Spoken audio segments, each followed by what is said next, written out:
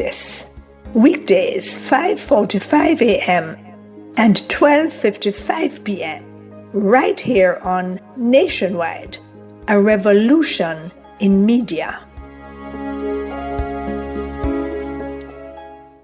The rebroadcast of The Oasis can be heard weekdays at 5:45 a.m. Buy more for less this summer, from cookware to curtains, comforters, and more. The time by H&L Rapid True Value is Nationwide time, 5 o'clock. Label Crafts Jamaica Limited offers exceptional finishes that will make your product extraordinary at an affordable cost. The Temperature by Label Crafts Jamaica Limited, the #1 choice for label printing, is... It's 31 degrees Celsius in Kingston, 30 in Montego Bay. From the Nationwide News Network, comprehensive, incisive, tough. This is Nationwide at 5.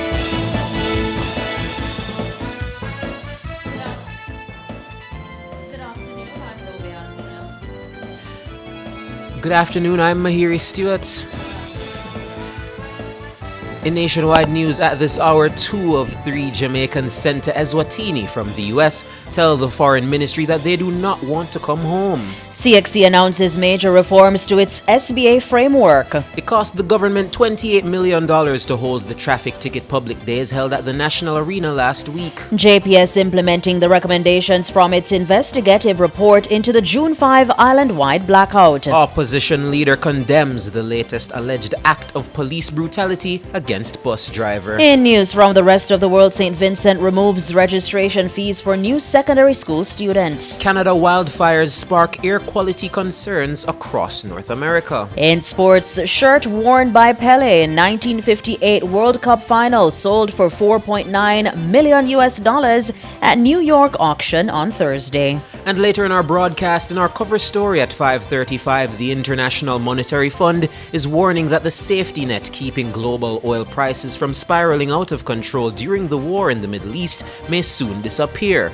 We'll hear from Petrojam's communications manager, Elon Parkinson. From 6 to 8:30, we'll be bringing you live coverage of the JLP's The Truth Matters series from the Sherlock Crescent Community Center, aimed at bringing residents the latest updates on local government, roadworks, justice, and more. You'll hear from Local Government and Community Development Minister Desmond McKenzie, Works Minister Robert Morgan, Justice Minister Delroy Chuck, and more. All these and more as we take you home on air Nationwide 90 FM this Thursday afternoon. It's Thursday, July 16, 2026.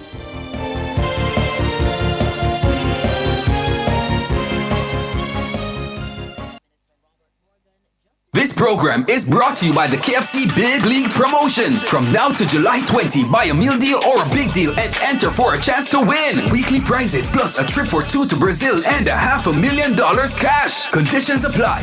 KFC, it's finger licking good. If it's news, it's got to be Nationwide 90 FM. Now to the details. Thanks, but no thanks. That's the word from 2 of 3 Jamaicans reported to be in the Kingdom of Eswatini. They were sent to the East African nation by the United States under the controversial Third Country National, or TCN, arrangement. Under the arrangement, the men were to be transferred to Jamaica from Eswatini. Minister of Foreign Affairs and Foreign Trade, Senator Kamina Johnson-Smith, says she has been in touch with the men. Robian Williams reports. The minister provided the update in a statement on Thursday. She says the ministry received an official report from the Consulate General of Jamaica in Miami following a telephone call initiated by one of the men who was accompanied on the call by his attorney. A second Jamaican later joined the call. During the discussion, the men were told of the consular assistance available to them and of the government's readiness to facilitate their return to Jamaica. They were also advised that the government cannot determine their immigration status in the United States or secure their return there. Minister Johnson-Smith says both men maintained that they do not wish to come back to Jamaica. Mrs. Johnson-Smith says Jamaica's High Commission in Pretoria, South Africa, which is accredited to Eswatini, is continuing efforts to establish direct contact with the third Jamaican national. The ministry says its engagement follows earlier outreach by the Jamaican Embassy in Washington to the United States authorities seeking information on the circumstances of the men's removal to Eswatini, along with formal representations by the High Commission in Pretoria to the Eswatini government. The Trump administration's third country removal program sends deportees to nations other than their own. An earlier Jamaican sent to the Southern African Kingdom was repatriated last September. Robeanne Williams for Nationwide News. The Caribbean Examinations Council, CXC, has announced major reforms to its school-based assessment SBA framework. In a release on Thursday, CXC says the move is aimed at strengthening assessment integrity across Caribbean Advanced Proficiency Examination (CAPE) and Caribbean Secondary Education Certificate (CSEC) exams. Mahiri Stewart reports. CXC's Director of Operations, Dr. Nicole Manning, disclosed that the reforms are a response to a rapid rise of generative AI and other technological innovations. However, she notes that CXC's decision is not intended to resist the use of AI in the learning process. In recent years, the SBA has come under serious strain, and the single greatest source of that strain is generative artificial intelligence. As you know, AI tools are widely available. They can generate text, essays, research papers, and analysis in seconds. AI is part of our world, and it will be part of our future. We are not seeking to prevent the responsible use of AI. Instead, we want to harness its capabilities to support students in preparation for both SBAs and written assessments. Dr. Manning notes that the reforms were decided after CXC surveyed close to 2,400 educators across the Caribbean region. Of those surveyed, Dr. Manning says 77% indicated support for the reforms in CSEC and 76% supported the changes for CAPE. For subjects that are truly practical in nature, subjects like agricultural science, visual arts, music, physical education, technical drawing, food, nutrition, and health, the SBA will remain. These are subjects where hands-on project-based assessment still gives us something that an examination room cannot replicate. And for this reason, we will retain those SBAs and strengthen how they are moderated. For non-practical subjects, candidates sitting CAPE will shift to Paper 3-2 effective May 2027. For non-practical based subjects like mathematics, English, Caribbean history, social studies, principles of business, and others, we will be transitioning away from the traditional SBA. In its place, candidates will be required to sit a Paper 3-2, the current alternative assessment conducted under examination conditions, but with important and considered adjustments. And what will these adjustments be? In preparation for these assessments, candidates will receive their topics approximately 1 month before the assessment, and they will be permitted to bring reference notes into the examination room with them. Dr. Manning says students who have already completed their SBAs will not be affected by the changes, as those scores will remain transferable under CXC's existing 2-year rule. Instead, Paper 3-2 scores will also become transferable under the 2-year rule. Mahiri Stewart for Nationwide News. $28 million. That's how much it cost the government to host the traffic ticket public days held at the National Arena last week. Transport Minister Daryl Vaz made the revelation during the post-cabinet media briefing at the office of the Prime Minister on Wednesday. It's almost impossible, if not impossible, to do what needs to be done in the time that it needs to be done with the resources that are available. So if we were to have a dedicated location for court every day, similar to what we did at the arena, even that, I can't put a timeline. That cost for those 2 days to the Court Administration Division, Ministry of Justice, alone was $28 million. So it's both unaffordable and unattainable. The two-day traffic ticket initiative was organized by the Court Administration Division, CAD. It allowed motorists to settle outstanding traffic tickets incurred dating back to 2018. CAD has reported that more than $97 million in traffic ticket fines were collected over the two-day exercise. While hailing the event, Minister Vaz says it's clear that the demerit point system needs to be implemented. Some offenders who turned out for the Kingston leg of the traffic ticket public days had as many as over 400 unpaid traffic tickets. Minister Vaz notes that one motorist had 200 tickets outstanding. So what you have is people that just basically collect tickets because they don't expect that there will be any action taken against them.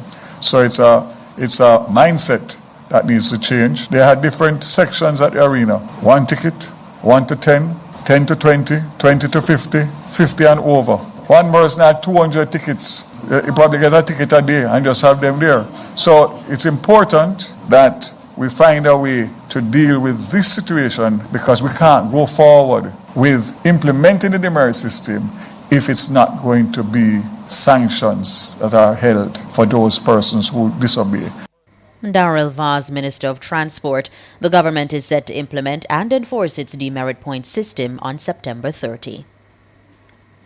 The Jamaica Public Service Company, JPS, says it has started implementing the recommendations from its investigative report into the June 5 island-wide blackout.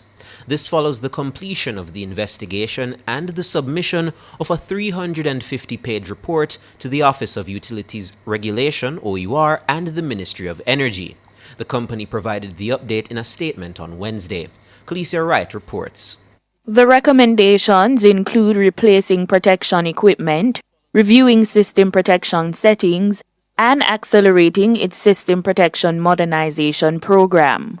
JPS also says it will work with independent power producers to review the protective settings on generating units after the investigation found that some generators disconnected earlier than expected. The Light and Power Company says it will continue working with the OUR and the Energy Ministry to implement additional recommendations aimed at strengthening the reliability of Jamaica's electricity network. It confirmed that the blackout was due to a rare lightning strike-induced fault at its Hunts Bay substation that triggered the island-wide power outage on June 5. JPS says the fault remained on the electricity grid longer than expected, creating instability and causing generating units to trip offline, resulting in the island-wide system shutdown. It says service was restored to all customers by 6:34 a.m. on June 6. The company says it was the first fault of its kind ever recorded on its transmission system.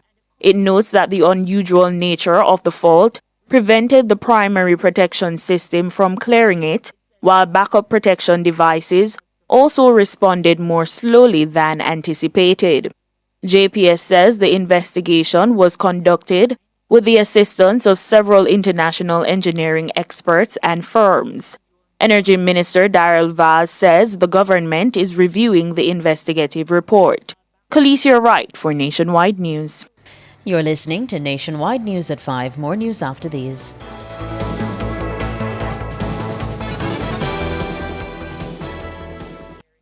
It's IQ Optical's sizzling summer sale. For this month only, get 50% off lenses when you purchase a frame. Kids get free lenses with a purchase of a frame. Make the intelligent choice with IQ Optical. Conditions apply. The time by IQ Optical is 5:13. Termites, rodents, or birds infesting your home or office? Call Rentokil Initial, the pest expert, at 876-926-4236 for a free pest assessment island-wide. The temperature brought to you by Rentokil Initial is... It's 31 degrees Celsius in Kingston, 32 in Montego Bay. A voice, a personality you love, returns to Nationwide this August. Afternoons, on air and online at Nationwide, will never be the same.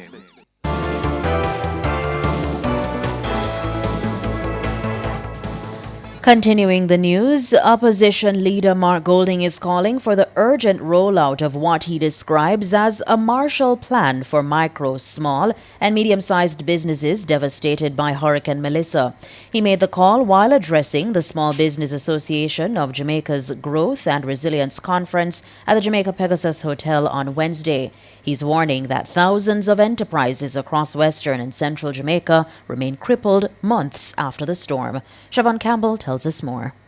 Opposition leader Mark Golding says businesses across much of Westmoreland, St. Elizabeth, Hanover, St. James, Trelawney, and parts of Manchester have suffered lasting damage to their productive capacity.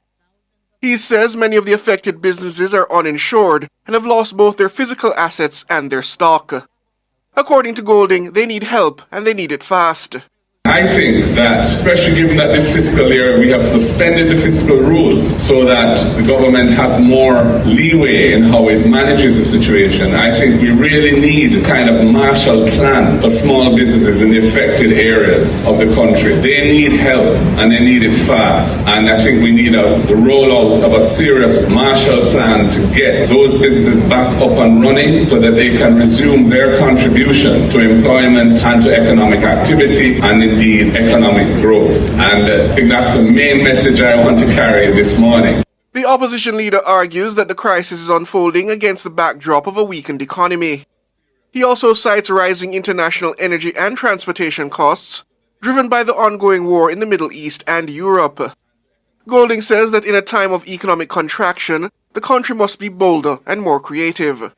We can't, in time of depression or contraction or difficulties, challenges, adopt a pro-cyclical approach to economic management. We have to be more creative, we have to be bolder. And while we must, of course, always maintain targets that we want to meet in terms of debt to GDP ratios and so on, there must be some flexibility in how we approach those in terms of the dates and what have you, because we need to address present problems, and there's serious problems in a real way. Golding argues that with the fiscal rules suspended for the financial year, the government has both the leeway and the responsibility to act decisively. But he cautions that headline announcements about billions of dollars budgeted for small businesses are not enough. According to Golding, often those funds don't reach the intended beneficiaries and are then sent back to the consolidated fund. What happens is we sometimes have headlines of things that we do. For example, provide financing for small businesses, billions of dollars made available, but the actual distribution system is not working at all. And those funds don't reach who they're intended to reach, and are often returned at the end of the fiscal year to the consolidated fund. So we have to work through the granular details of how the interface between policy and reality works its way through so that we get the results that we actually need. And I think if we do that attentively and working together, we can build a much stronger economy and a better Jamaica. Siobhan Campbell for Nationwide News. Meanwhile, the opposition leader is condemning a recent incident where a group of 5 policemen were captured aggressively apprehending a bus driver in Kingston. The video was posted on TikTok. In it, one of the lawmen is seen using what appears to be a baton to break the side mirror and window on the driver's side of the vehicle. The driver is then aggressively pulled from the bus and pressed against the side of the vehicle by the lawmen before he collapses to the ground. Another man, who was seemingly using his cell phone to record the incident, was also accosted by the lawmen. One grabbed his phone and he was seen repeatedly being hit with what appears to be a baton. The accosted bystander was then placed in handcuffs and escorted into the trunk of a nearby police pickup van. Golding is describing the treatment of the driver as cruel.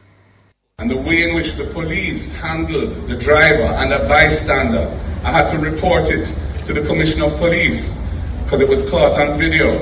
You know, baton or some wicked licks were being thrown and people on the ground getting beaten up on. Totally, to me, excessive, abusive conduct. Mark Golding, opposition leader.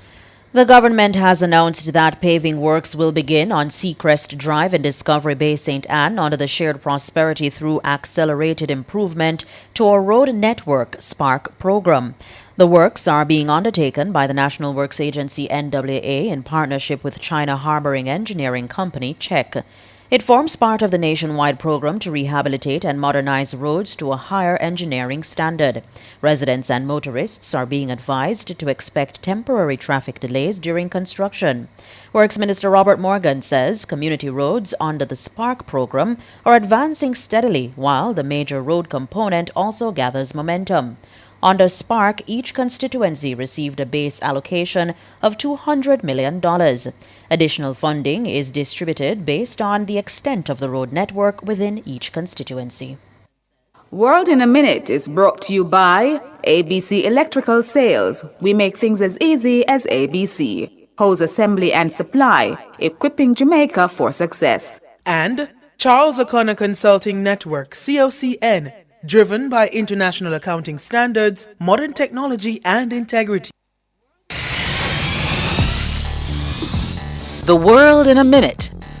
The St. Vincent and Grenadines government has announced the removal of registration-related fees for first-form students entering public and government-assisted private secondary schools. It's a move aimed at reducing the financial burden on families. Education and Vocational Training Minister Philip Jackson said the policy change is part of the government's broader effort to make education more affordable and accessible. Under the new policy, fees previously charged for registration, processing, and admission will no longer be required during the enrollment process for incoming first-form students. Families who made payments will be refunded, with schools expected to provide details on the refund process and timelines. More than 800 wildfires are burning across Canada, with air quality alerts now extending south into multiple U.S. states. The air quality in large parts of the northern states of Michigan and Minnesota is deemed hazardous by the U.S. Air Quality Index program. Americans are now being recommended to stay indoors. Alerts span the upper Midwest, the Great Lakes region, and into the Northeast. There are currently 858 fires actively burning in Canada, including 30 new fires on Thursday. On Wednesday, New York extended its heat emergency plans and activated its air quality emergency protocols, with hundreds of cooling centers and masks being made available citywide. World in a Minute was brought to you by ABC Electrical Sales. We make things as easy as ABC. Hose assembly and supply, equipping Jamaica for success. And Charles O'Connor Consulting Network, COCN, driven by international accounting standards, modern technology, and integrity.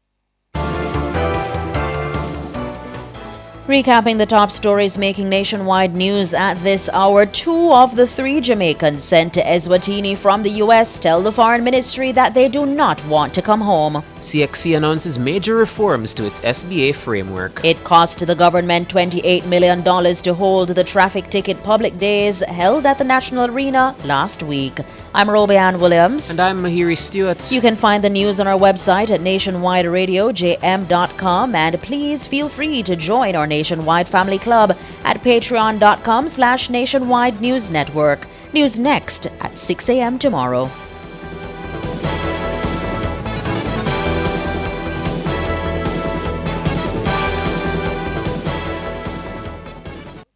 This program was brought to you by KFC Big League Promotion. From now until July 20, buy a meal deal or a big deal and enter for a chance to win. Weekly prizes plus a trip for 2 to Brazil and $500,000 cash. Conditions apply.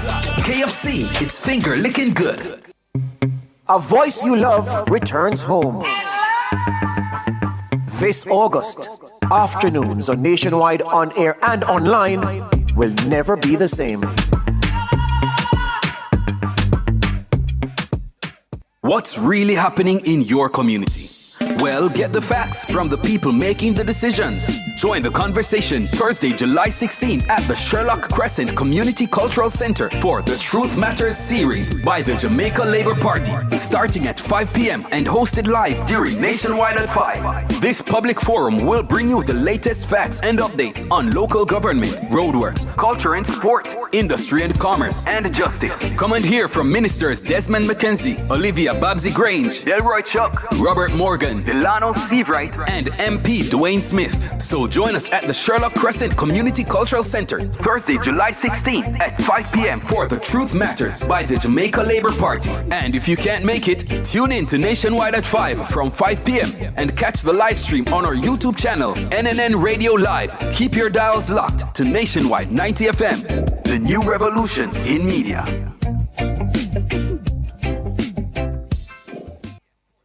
Sports at 5 is brought to you by Total Tools. Total Tools, every tool, every trade.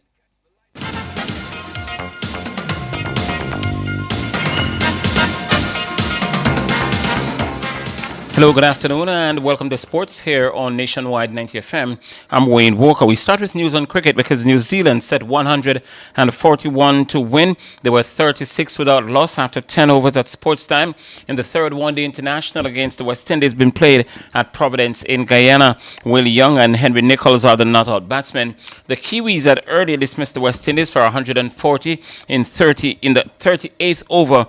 Casey Carty top scored with 48, and Akima Goose, he made 26 against Jaden Lennox, 4 for 52, and the 2 wickets apiece going to Mitch Santner and Michael Bracewell. The 5-match series is currently tied up at 1 apiece. The team split the first 2 games at the same venue.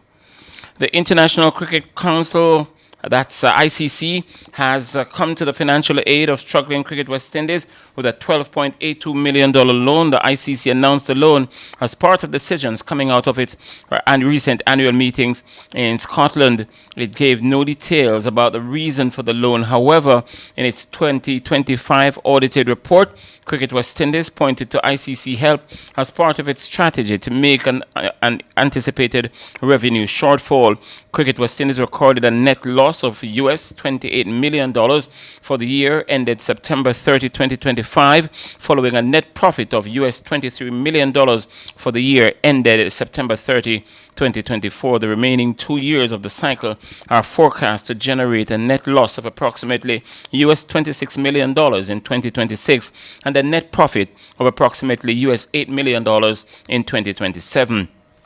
A drop-off in revenue forced Cricket West Indies to make several adjustments to its operations this year, including cuts to the length of the West Indies 4-day championship, the scrapping of the Under-17 tournament, and the axing of the combined campuses and colleges at West Indies Academy from regional competition this season. Cricket West Indies says it's able to stay afloat when the likes of India or England visit the Caribbean because those tours tend to pay for themselves, adding that international broadcast rights for those series help fund development programs and all the tournaments they stage annually. On the contrary, they say when Sri Lanka, Pakistan, and New Zealand visit the region, they come with a financial price. Some football news now. A shirt worn by the legendary Brazilian football icon Edson Arantes do Nascimento Pele during the 1958 World Cup final was on Thursday sold for US $4.9 million at an auction in New York. It is the second most valuable football jersey sold behind the Argentina shirt worn by Diego Maradona when he scored the hand of God goal against England at the 1986 World Cup finals that went for $7.1 million US, one football shirt, and that was sold in 2022. Having received a total of 10 bids from more than 5 bidders, Pele's shirt from the 1958 final is his most valuable item of memorabilia ever sold at auction. This very shirt, the same shirt that was bought today by someone for $4.9 million, was actually sold in 2004 for $105 million. Now, Pele scored twice against Sweden as a 17-year-old boy in the 1958 World Cup final to win the first of his 3 World Cups. He still holds the record for the youngest player to score in a World Cup final. Other items sold in what was called a Beautiful Game auction on Thursday in New York. Listen to this: the armband wore by Diego Maradona in that same 1986 World Cup. The armband, it was sold today for over $500,000 US. Officials in New York have issued an air quality health alert because of wildfire smoke just days before the World Cup final between Spain and Argentina. Haze caused by Canadian wildfires had blanketed the New York region, prompting officials to urge residents to reduce outdoor exertion and stay indoors if possible. New York, New Jersey Stadium, which is in East Rutherford, it's called the MetLife Stadium. It will host a final, as I mentioned, between Spain, the champions of Europe, and Argentina, the champions of the world. Conditions deteriorated just before Spain landed in New Jersey on Wednesday night, a day after their semi-final victory over France in Texas. So España, they've flown into New York early. Spain spent Thursday training outdoors, looking unaffected by the air quality. They have not commented on whether they are concerned by it. Argentina stayed in Georgia overnight after their semi-final win over England. They're expected to fly into New York on Friday to get ready for that big day on Sunday. And football's world governing body, FIFA, they could punish the world champions Argentina after their players celebrated Wednesday's semi-final victory over England with a banner in support of their country's claims to the Falkland Islands. FIFA says it's assessing match reports before deciding if there needs to be any action to be taken against the South Americans. Now, the three-time world champions produced a dramatic late comeback in Atlanta, scoring twice to defeat Thomas Tuchel's side 2-1 and to book that final against Spain. Argentina players in the post-match celebration held up a banner reading Las Malvinas son Argentina, which translates as the Falklands are Argentine. The Falklands, a British overseas territory in the southwest Atlantic Ocean, remain the subject of a sovereignty dispute between the UK and Argentina. Argentina's Football Association was fined £20,000 by FIFA in 2014 for holding a banner with the same message before an international friendly against Slovenia. At the time, FIFA said the gesture had breached rules on political action and team misconduct. In 2013, the people of the Falkland Islands voted overwhelmingly in favor of remaining as a UK overseas territory. And that will do it for sport. At the minute, we're going to be back, though, with much more in our main sportscast at 6:05. Alex Swaby will be here to bring that to you.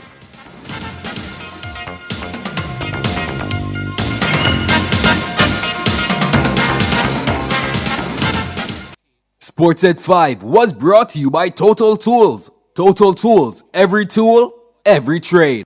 For all your custom framing, printing, graphic design, and purchase of art, Make It Frame Art Jamaica Limited, serving you for over 40 years. The time by Frame Art Jamaica is 5:31. From the vibrant waterfront setting of Ocho Rios Bay Beach to the breathtaking seascape of Laughing Waters, discover exceptional venues for your special events. The temperature by the Urban Development Corporation is 31 degrees Celsius here in the nation's capital, Kingston, the same out west in Montego Bay. This is Nationwide's FIFA World Cup Fact, brought to you by Juicy Patties, serious Jamaican food. Did you know that the 1994 World Cup final was the first to be decided on penalties? Yes, that's a fact. At the 1994 World Cup final, Brazil beat Italy 3-2 after regular and extra time failed to separate the teams. Italian star Roberto Baggio stepped up at 3-2 down, needing to score to keep Italy alive. He blazed over the bar. That image is one of the most reproduced in sporting history. That was Nationwide's FIFA World Cup Fact, brought to you by Juicy Patties, serious Jamaican food.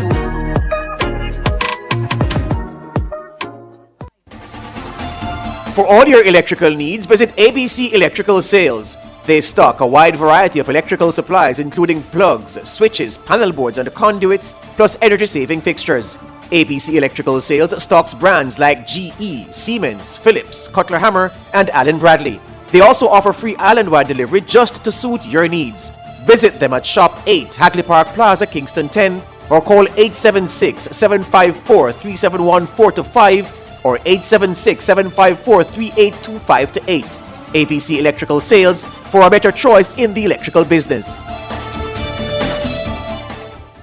What's really happening in your community?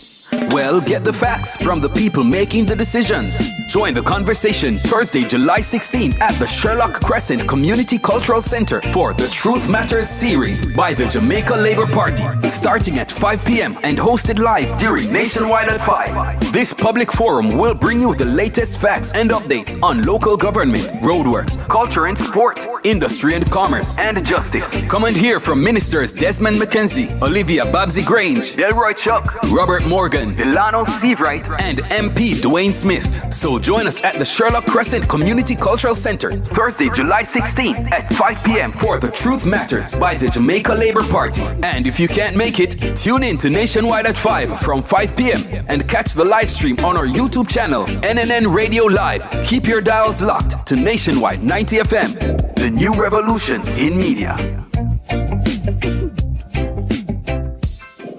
Cover Story is brought to you by Multilink. Roll with control. Use Multilink. Safe, fast, and accepted in more locations. Multilink. Access every time, everywhere I go. Multilink. 24/7 access for me.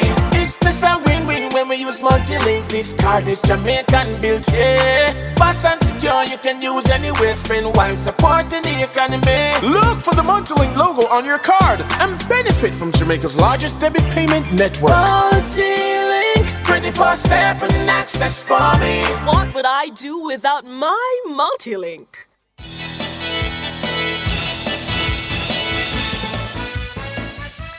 Good afternoon, listeners, viewers. Welcome to Nationwide at 5. Time for the cover story. And again, I'm your host, Siobhan Campbell.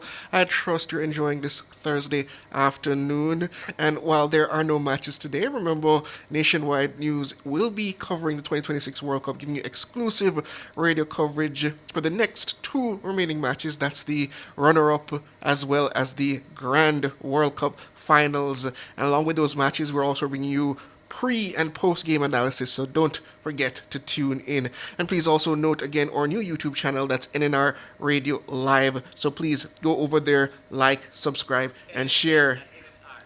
Oh, sorry, I'm being reminded. NNN. I've got an N. NNN Radio Live. So NNN Radio Live. So go over to the new channel, like, share, and subscribe. And special shout out again to the YouTubers. That's Patrick Williams, Dwight Bonner, George Walton, David Freighter, Unetta Reed, as well as everybody else over there on YouTube. It's always a pleasure to have you on the YouTube platform and to engage with all of you.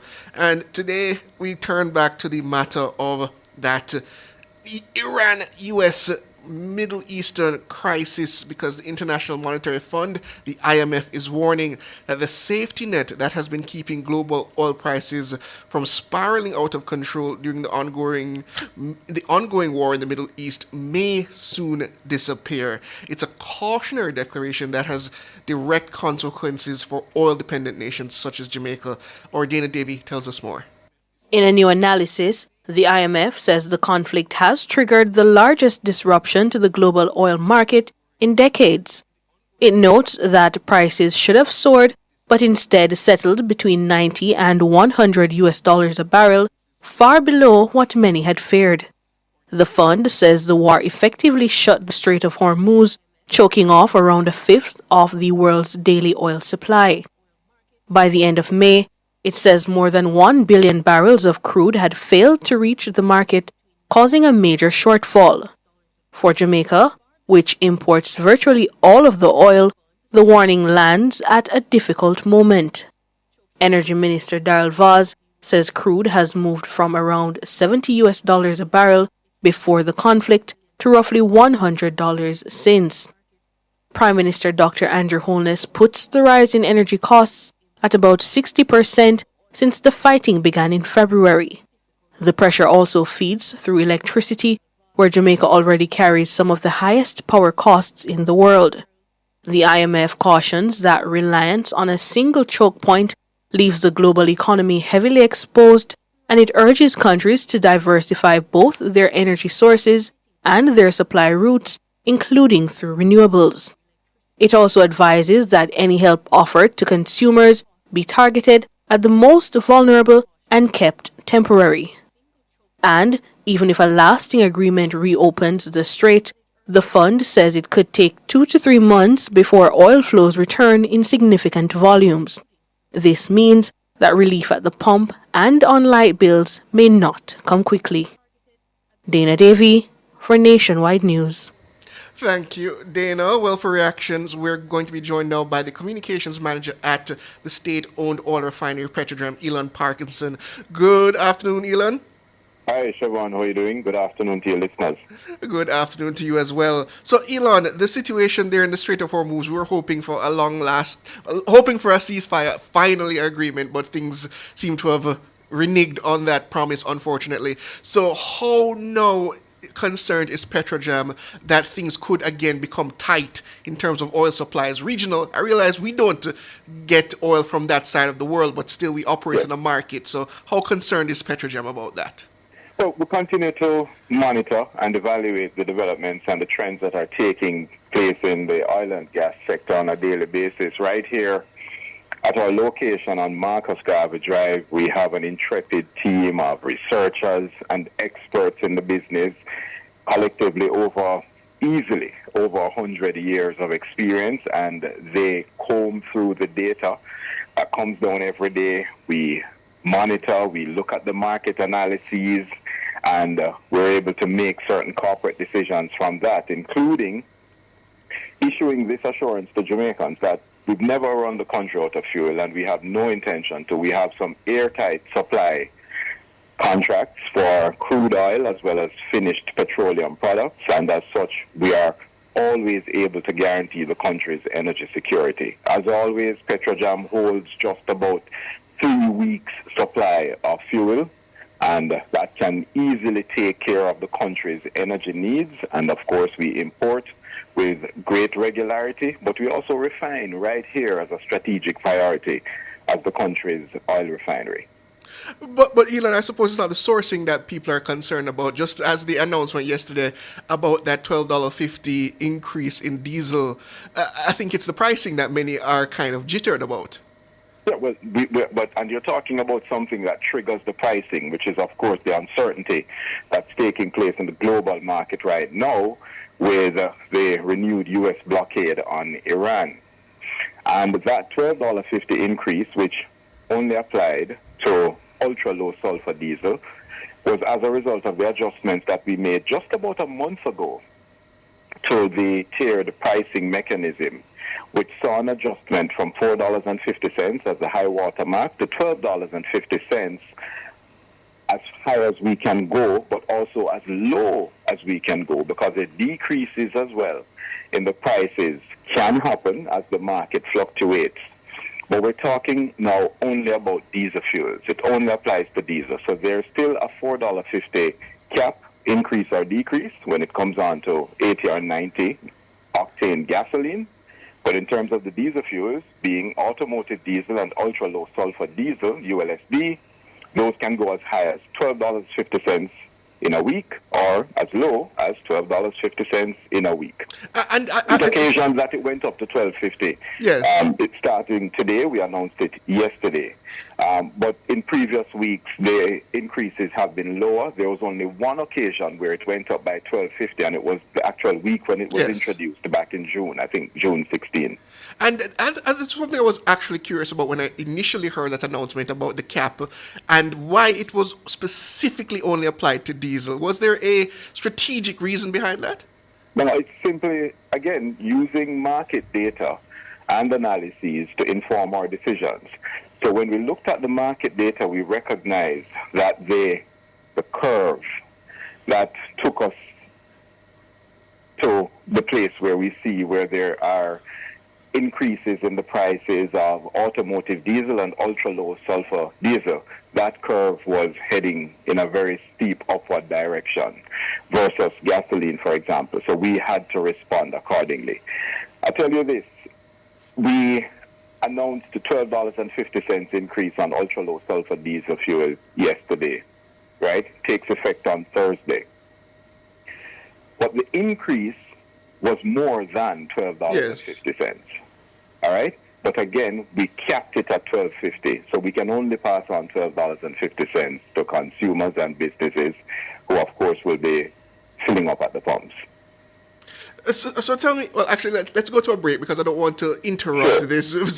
So let's take a break and then we come back to you, Elon. All right.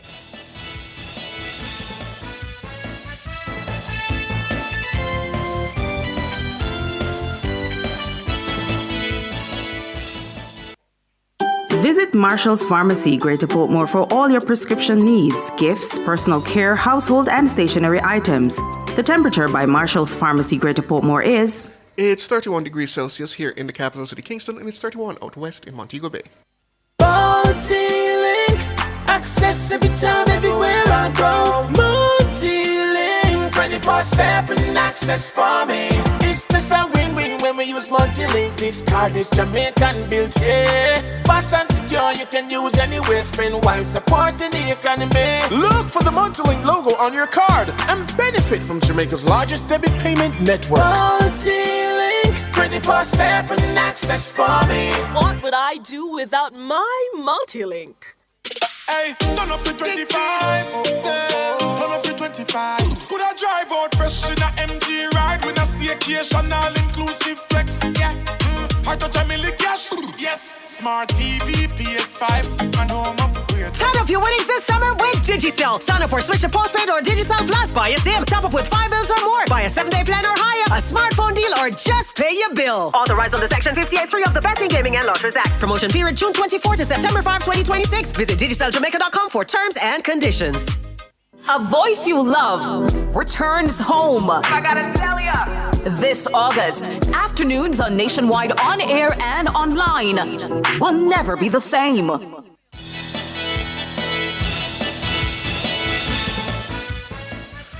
Welcome back, listeners and viewers, to the cover story here in Nationwide at 5. We're talking to Elon Parkinson. He's a communication manager over there at Petrojam. We're getting his reaction to the IMF warning that the safety net that has been keeping global oil prices relatively stable despite the tensions in the Middle East is soon going to disappear as the conflict seems to be reheating and seems to show no signs of abating. So, Elon, that $12.50 cap now placed on specifically ultra low sulfur diesel, automotive diesel, does that keep Petrojam within a reasonable range of managing its potential losses in the coming months, or do you foresee further adjustments being necessary?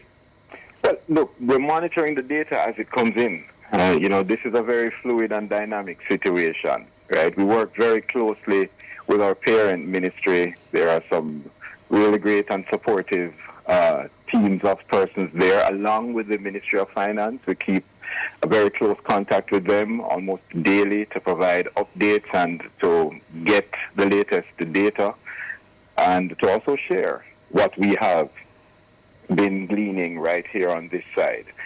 So we're monitoring. We're constantly monitoring. We're constantly looking at how the market is changing. We're taking, for example, what the IMF has said quite seriously. We are looking at the various models that come in from time to time. We're following what's happening geopolitically as well, because as you'll appreciate, we are takers in all of this. Yes. We import crude oil, we import the finished petroleum products, and so there's a bearing on the cost of that importation. Thankfully, we're not in the conflict region. We don't source products from the conflict region. So in terms of supply guarantee, we're able to provide that to every Jamaican. Excellent. But tell me, Elon, under the circumstances, if we're not suffering here in Jamaica a supply constraint issue, it's simply just a matter of pricing issue based on global fluctuations, would the pursuit of additional arrangements for fuel somehow impact the pricing? Well, you are... okay, so the pursuit of additional arrangements would only come up if we are having issues with the current supply arrangements. When you purchase fuel, like we do as a national oil and gas company, we have contracts, supply contracts that run for years. Yes. So we wouldn't just be just sort of switching a supplier on the fly. So under the circumstances, under the circumstances where we understand the government is seeking, I want to say preferential potential arrangements with, say, Guyana and Venezuela, would that impact your pricing model if they were able to secure those preferential deals? But that's something that's happening at a higher level. We're unable to speak to what those agreements would produce. I think the news report had indicated that the terms would have been favorable. Now, is it favorable in terms of credit? Is it favorable in terms of price? We don't know. We'll contribute, of course, our data. We'll contribute whatever information is required for those conversations to take place at the diplomatic level, and we'll await the findings and outcomes. And outside of the automotive diesel side of things, back to what the majority of Jamaicans use, standard 8790 octane fuel for their vehicles. Is there any potential on the horizon for an adjustment in that pricing mechanism? I cannot say, and I can't because, again, this is subject to constant market monitoring. Recall I had indicated earlier, when it comes on to diesel fuels, we saw some sharp increases and we had to respond accordingly by making an adjustment with the tiered pricing mechanism. In terms of the gasoline, the 87 and 90, so far it's at manageable level where the $4.50 tolerance, increase or decrease, will hold for now. Again, we continue to monitor the market. This is a highly volatile situation that we're seeing, perhaps never before. But the one thing you can be guaranteed is that Petrojam has a team of energy experts, researchers, analysts, supported by the Ministry of Finance, supported by the Ministry of Science, Energy, Telecommunications and Transport, and we continue to ensure that Jamaica is fueled up and ready to take on the challenges that are thrown at it on a daily basis in terms of commerce, the demand from the average citizen who just wants to go about his or her business, from industry, and everything that keeps our economy going. Excellent. But tell me, Elon, more generally speaking to Petrojam itself, because not too long ago, just a few years ago, there were serious concerns about the viability of that refinery. And it seems there were even concerns that the government was going to sell it or at least divest itself of it. It seems that that is now no longer on the table and they're just moving on in terms of upgrading it and bringing it more in line with what is necessary in terms of regionally and globally. So please tell me, the future of Petrojam itself, is it viable and is it bright? Petrojam has a great deal of potential. We are a key energy security asset to Jamaica, bar none. There are very few countries in the region that can say we own an oil refinery. In fact, there are about 3 oil refineries up and running in the region, and that says a lot. So the future of Petrojam, therefore, will have to rely on those decision makers who are viewing all of the studies, all of the analysis, all of the developments in the market, looking down the road as well to see the relevance of Petrojam and the model that will be most relevant to Jamaica as our economy continues to grow and develop, and how Petrojam fits into that growth and development moving forward. So that wouldn't be a question for me to answer in terms of the direction, the strategic direction of the entity, especially from an operating model perspective. What we have in front of us now is an oil refinery that is providing or able to provide throughput for thousands of barrels of crude oil per day, and we're converting it into 8790 gasoline, we're converting it into diesel fuels, and we'll continue to keep Jamaica moving forward. Another question along the same track, but it's more specific to what is happening in the Middle East. How has that in terms of, in relation to our regional partners? Because I know beyond just providing fuel to the Jamaican market, there are other regional partners that rely on Petrojam for their sourcing. So how has that impacted that side of the business? There hasn't been any impact, really. We have supply contracts with a few regional partners. We're still able to comfortably meet those demands. So we're not seeing or foreseeing any issues there. Excellent. Good to hear that. And just finally, Elon, I think the real question now is, under the circumstances, as a result of this conflict, Petrojam does have a lot of debt, or I want to say it has to be forced to subsidize a significant amount of the fuel it's provided to Jamaicans over the last few months. Under those circumstances, how long after, let's say, things settle down, could Jamaicans expect to see a real reduction in the cost to them at the pumps? I think a lot depends on how long the high prices sustain, right? So it's the time horizon for the price volatility. It's that, along with the costs associated with that price volatility. Will, for instance, a barrel of oil go above the psychological $100 mark? It hasn't so far, been bouncing between 83, I think went up to almost 90 a day or so ago. So we're not sure yet.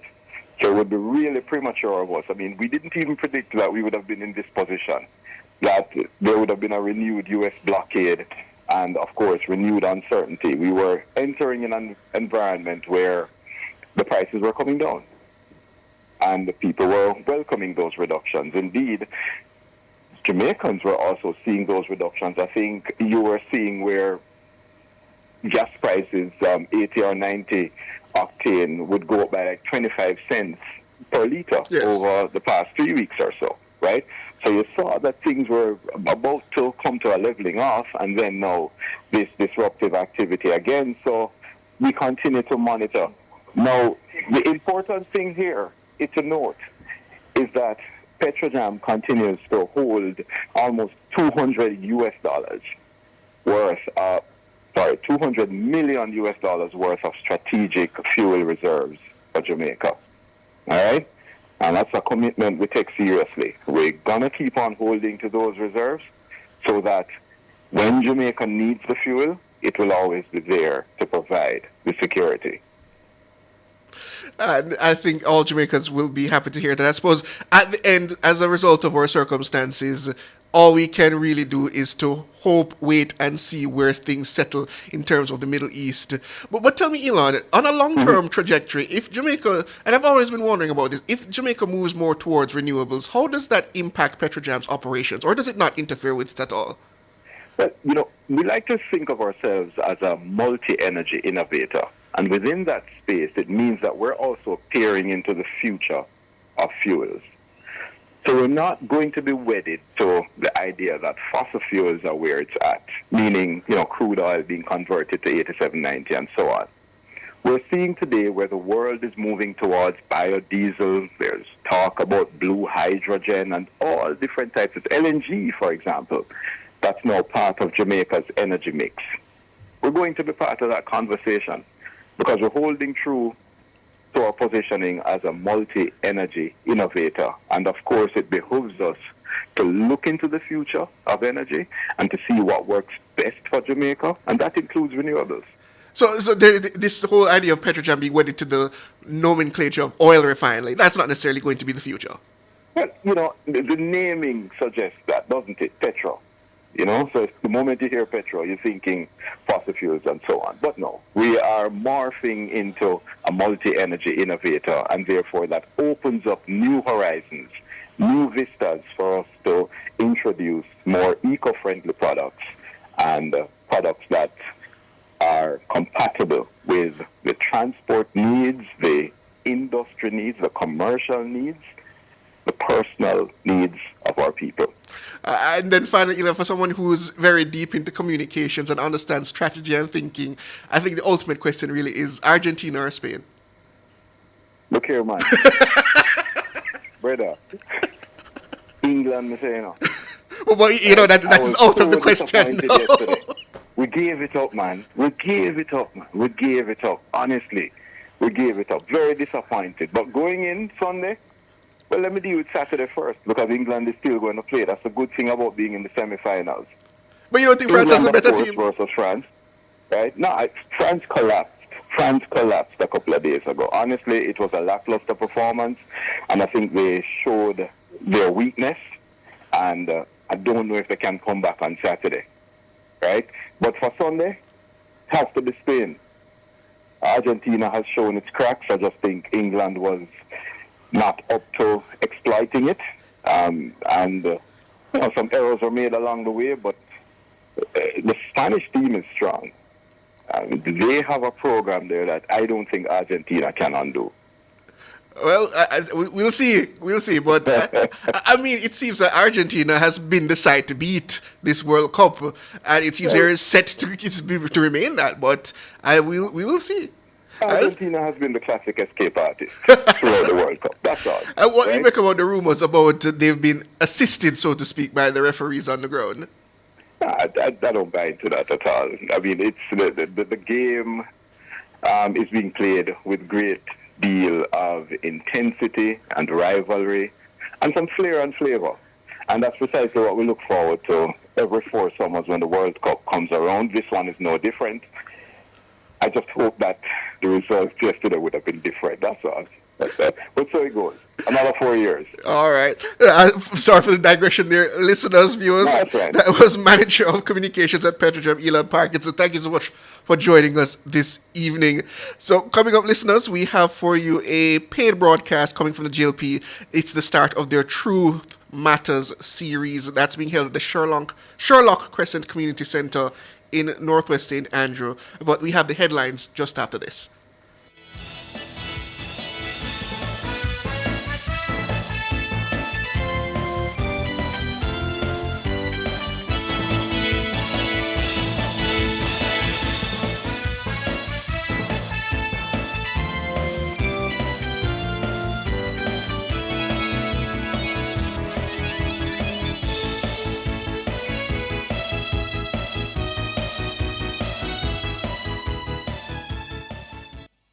Cover Story was brought to you by Multilink. Roll with control. Use Multilink. Safe, fast, and accepted in more locations. The time brought to you by Guardian Life. Live secure, live easy is 6 o'clock.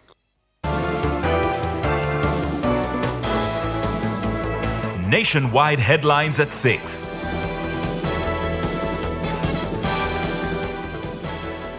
Good evening with the headlines at 6. I'm Mahiri Stewart. Thanks, but no thanks. That's the word from 2 of the 3 Jamaicans reported to be in the Kingdom of Eswatini. They were sent to the East African nation by the United States under the controversial Third Country National or TCN arrangement. Under the arrangement, the men were to be transferred to Jamaica from Eswatini. Minister of Foreign Affairs and Foreign Trade, Senator Kamina Johnson-Smith, says she has been in touch with the men. Minister Johnson-Smith says both men maintained that they do not wish to come back to Jamaica. Mrs. Johnson-Smith says Jamaica's High Commission in Pretoria, South Africa, which is accredited to Eswatini, is continuing efforts to establish direct contact with the third Jamaican national. The ministry says its engagement follows earlier outreach by the Jamaican Embassy in Washington to United States authorities seeking information on the circumstances of the men's removal to Eswatini, along with the formal representations by the High Commission in Pretoria to the Eswatini government. The Caribbean Examinations Council, CXC, has announced major reforms to its school-based assessment SBA framework. In a release on Thursday, CXC says the move is aimed at strengthening assessment integrity across Caribbean Advanced Proficiency Examinations, CAPE, and Caribbean Secondary Education Certificate, CSEC exams. CXC's Director of Operations, Dr. Nicole Manning, disclosed that the reforms are a response to a rapid rise of generative AI and other technological innovations. However, she notes that CXC's decision is not intended to resist the use of AI in the learning process. In recent years, the SBA has come under serious strain, and the single greatest source of that strain is generative artificial intelligence. As you know, AI tools are widely available. They can generate text, essays, research papers, and analysis in seconds. AI is part of our world, and it will be part of our future. We are not seeking to prevent the responsible use of AI. Instead, we want to harness its capabilities to support students in preparation for both SBAs and written assessments. Dr. Manning notes that the reforms were decided after the CXC surveyed close to 2,400 educators across the Caribbean region. Of those surveyed, Dr. Manning says 77% indicated support for the reforms in CSEC and 76% supported changes for CAPE. For non-practical subjects, candidates sitting CAPE will shift to paper 3-2 effective May 2027. For non-practical based subjects like mathematics, English, Caribbean history, social studies, principles of business, and others, we will be transitioning away from the traditional SBA.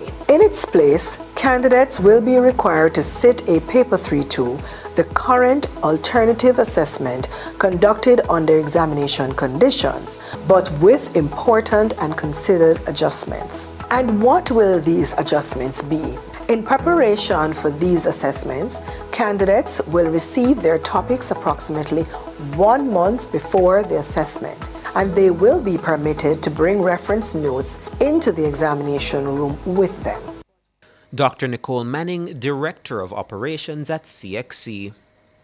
Opposition leader Mark Golding is condemning a recent incident where a group of 5 policemen were captured aggressively apprehending a bus driver in Kingston.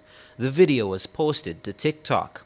In it, one of the lawmen is seen using what appears to be a baton to break the side mirror and window on the driver's side of the vehicle. The driver is then aggressively pulled from the bus and pressed against the side of the vehicle by the lawmen before he collapses to the ground. Another man who was seemingly using his cell phone to record the incident was also accosted by the lawmen. One grabbed his phone and he was seen being repeatedly hit with what appeared to be a baton. The accosted bystander was then placed in handcuffs and escorted into the trunk of a nearby police pickup van. Golding is describing the treatment of the driver as cruel. And the way in which the police handled the driver and a bystander, I had to report it to the Commissioner of Police because it was caught on video. You know, baton or some wicked licks were being thrown and people on the ground getting beaten up on. Totally, to me, excessive, abusive conduct. Mark Golding, opposition leader. Those are the headlines at 6. I'm Mahiri Stewart. Sports is not next. We're going to the OB.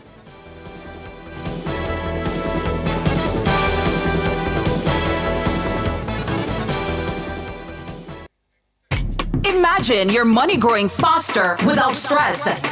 At Money Masters, choose an option from our collective investment scheme funds. Lead with the high-performing M7 Real Estate Fund. Pick the Money Builder Fund for steady income, the Growth Fund for bond gains, or the Equity Fund for stock market growth. There's a fund built for everybody. Call 876-754-1980 or email the word INVEST to info@moneymastersgroupja.com. Money Masters, where your biggest financial dreams become reality. Win with KFC, big league, join the league. Win a trip to Brazil, all you mean? Yeah. Big deal, meal deal, big match. Just buy KFC and win that. From now until July 20th, 2026, buy a big deal or meal deal for a chance to win a trip for 2 to Brazil. Courtesy of KFC, that's $500,000 cash from Best Dressed Chicken. 11 weekly winners score free KFC for a year. 65-inch TVs, smartphones, and more. Just WhatsApp your receipt to 876-784-7811 to enter and win big in the KFC Big League. Conditions apply. Authorized under Section 58 of the Betting, Gaming and Lotteries. Portmore New Testament Church of God, celebrating 50 years of God's faithfulness, presents the Kevin Downswell pre-album launch worship experience. One night, one glorious worship encounter. Sunday, July 19 at 6 p.m. Victory Tabernacle, Bayside, Portmore. Gates open 5 p.m. Tickets pre-sold $3,500, VIP $7,000, pay-per-view $2,500 on SpurOpen.com or $4,500 at the gate. Children 12 and under, $1,200 at the gate. Tickets available at the Portmore New Testament Church office, Hopeline Pharmacy, Edgewater Medical, and Truly Me Weddings. Portmore New Testament Church of God Jubilee at the Kevin Downswell pre-album launch. There will be surprises. What's really happening in your community? Well, get the facts from the people making the decisions. Join the conversation Thursday, July 16th at the Sherlock Crescent Community Cultural Center for the Truth Matters series by the Jamaica Labour Party, starting at 5 p.m. and hosted live during Nationwide at 5. This public forum will bring you the latest facts and updates on local government, roadworks, culture and sport, industry and commerce, and justice. Come and hear from Ministers Desmond McKenzie, Olivia Babsy Grange, Delroy Chuck, Robert Morgan, Delano Seavright, and MP Dwayne Smith. So join us at the Sherlock Crescent Community Cultural Center, Thursday, July 16th at 5 p.m. for The Truth Matters by the Jamaica Labour Party. And if you can't make it, tune in to Nationwide at 5 from 5 p.m. and catch the live stream on our YouTube channel, NNN Radio Live. Keep your dials locked to Nationwide 90 FM, the new revolution in media.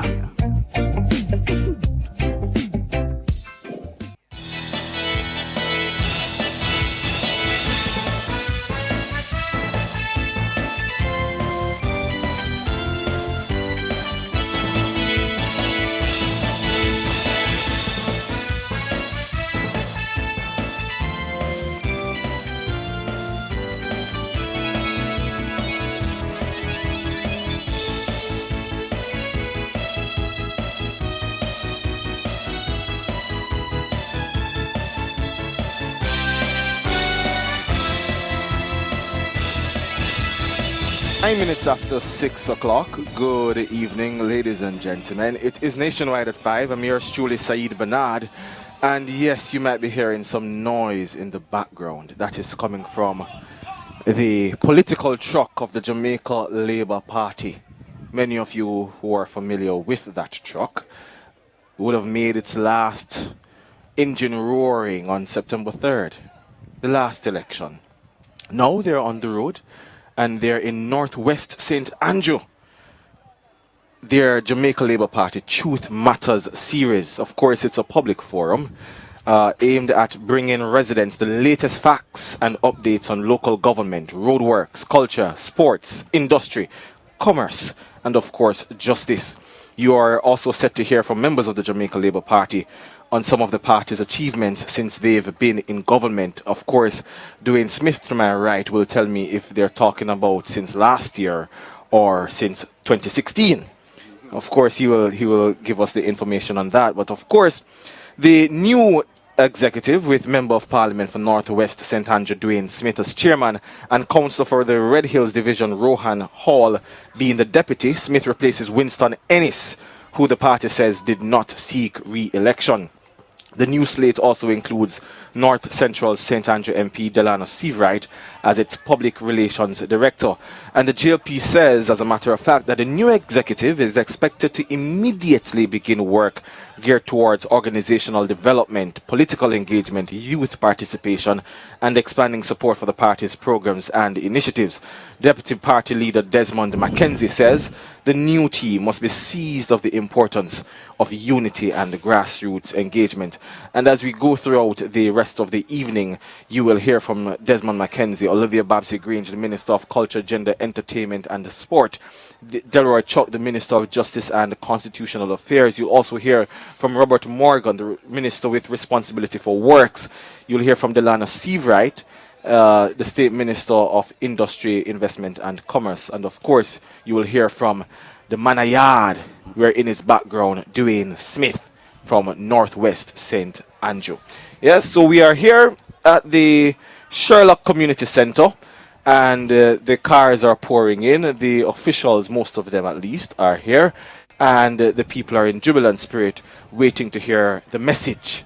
Truth Matters, what that means to them. I have beside me now the Member of Parliament for Northwest St. Andrew and the Chairman of JLP Area Council 1, Dwayne Smith. Good afternoon, MP.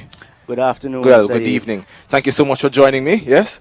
Yeah, man. Well, first of all, talk to me. What is this about? Truth Matters series. First of its kind, I'm told. First of its kind, and as you said in your preamble, it is a new executive, a new mission, a new vision. And we found it necessary to start this series because in this day and age, in this age of a lot of misinformation, this age of artificial intelligence and full-time mischief makers, we thought it necessary to start a series where, starting here in Northwest St. Andrew and going right around the corporate area, and to get the facts out. We wanted members of the government, particularly ministers in particular, to speak directly to the people, because most persons nowadays getting their information from their device, mainly their cell phones. And unfortunately, a lot of what you get on your cell phone is not true. And it is, once you look at the misinformation, you look at it, it's now a part of your algorithm, so it starts in your feed repeatedly. Yes. And the danger with that is that when a lie is repeated, after a while, people begin to think it's true. It becomes the truth. So we decided to start. This is our first era council meeting since our victory on September 3 last year, and first meeting under the new executive, as you mentioned, the new members. And we wanted to start a series that we can get the ministers to speak directly to the people.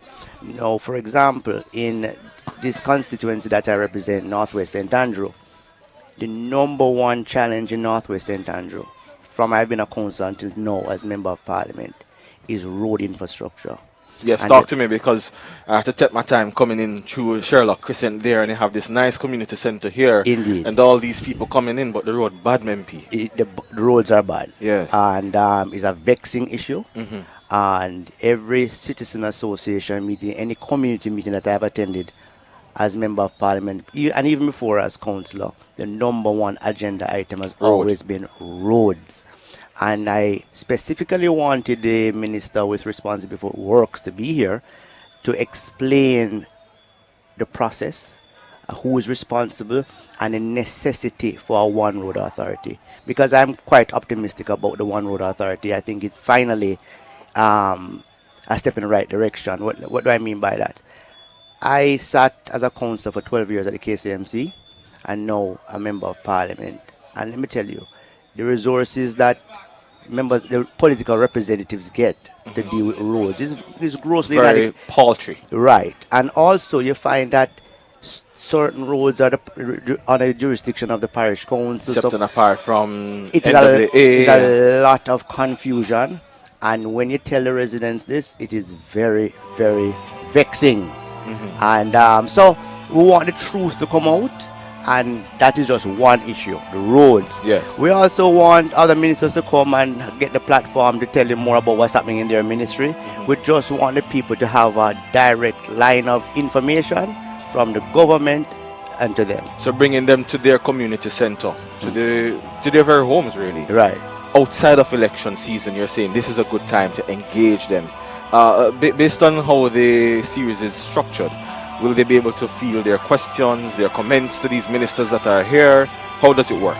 This is the first meeting, so we're actually filling it out. Yes. But I think there will be an opportunity for persons to ask questions if necessary, because we want it to be interactive, but we have to get the facts out there. There's too much misinformation being spread and out there, and we also want this platform to begin.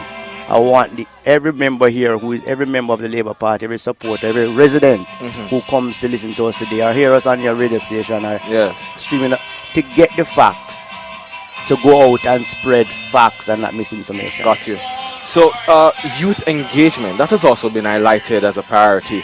What initiatives do you have planned as it relates to encouraging greater participation among your young people in this constituency? And I ask that question because I'm looking over there, young people, behind us, young people, over there, young people. There's clearly a cadre of young people, some engaged and some not.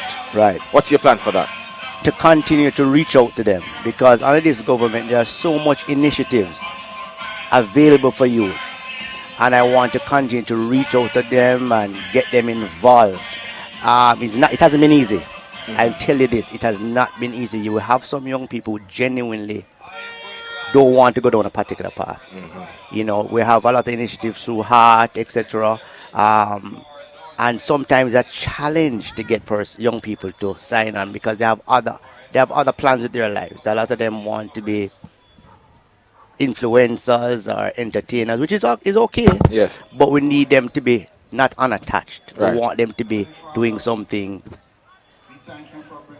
worthwhile and what can bring them a genuine income. Got you. I want to move out of your constituency now and to your area council 1.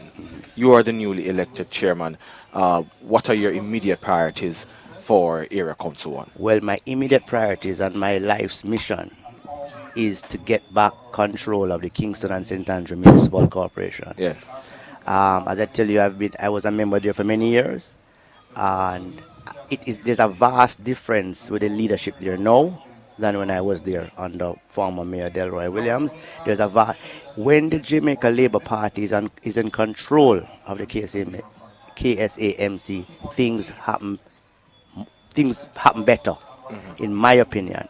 And the records will also show. What makes it happen better, though? Because, I mean, both parties tend to sling that line. Oh, we do it better. Oh, no, they do it better. What makes you say, with your experience? Well, I want you to look around Kingston and St. Andrew now.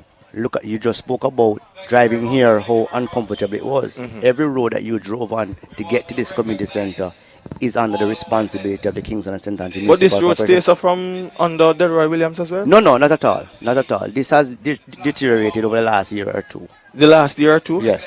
Minister, I go to church in this constituency. What church do you go to? I go to New Haven Church down the road. No, but you don't. Anthony Hilton Place. And they have crusade right here, so how much time? No, man. Year after year. No, man. And I've seen that road. It's been bad. No, a lot of them are bad. What I will give you, though, is the road on Patrick City is very smooth now. Right. And that road coming down to Waterhouse Drive. Right. But once you leak Waterhouse Drive, Minister, coming all the way around here, so bad. A lot of the roads are bad. But we have started to fix some of them. The Spark program has started in the constituency. Yes. We have almost completed 6 of our 10. And we're also doing some other work around the place. It hasn't been easy. I think the Prime Minister spoke at his recent press conference about the challenges to deal with roads. We have some roads in Kingston and St. Andrew, not only Northwest St. Andrew, but also all around the municipality that has not been rehabilitated in decades. It's not a lack of representation for the most part, it's a lack of resources. Yes. And it is a vexing issue, and we're really trying to work on it. So as area council chairman, you want back KSAMC? We want by the KSAMC. Yes. So my job now is to put the party in a position to win back majority of the parish councils in Kingston and St. Andrew. How do we do that? We go out and we start to recruit candidates. And we want to recruit very good candidates. The level of representation has changed. It's not what it used to be. People expect more from their political representatives. So we have to go and identify new candidates where vacancies exist. There currently are some vacancies, I believe, and I think we also have some divisions where councillors are not seeking re-election. So it's a whole new slate we're going with, and we're going division by division. And so whenever we go to the local government elections, the Jamaica Labour Party will take back control of the Kingston and St. Andrew Municipal Corporation. All right. Any other priorities? Wrapping up right here. Any other priorities? We know you want to win KSAMC. I will leave it for the meeting. I can't give you everything here, and I want the ministers to come and tell you what they plan to do. But at the very least, you will continue the Truth Matters series. We will definitely continue the Truth Matters series. And this is not just habitat to Area Council 1, but we'll go all across. Well, I can only speak about Area Council 1. Okay. I can't speak to what other Area Councils are doing, but for Kingston and St. Andrew Area Council 1, we're going to every single constituency in Area Council 1 and to spread the message. Very well. Got you. That's Dwayne Smith, Member of Parliament for Northwest St. Andrew and Chairman of the Jamaica Labour Party Area Council 1, speaking with us at the Truth Matters series being hosted by the Area Council 1 executive, bringing the facts on the ground to the people, interacting with them, meeting them at their home. Thank you so much, Dwayne, for speaking with me. Yes. So we are here. We are at the Sherlock Community Center. And, of course, we are going to go to a break. And you will, on our return, hear from the members inside.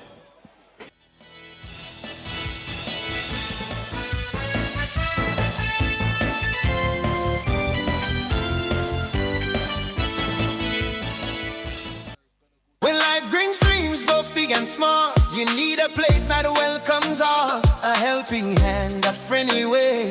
CNWJ Credit Union. People who care every day.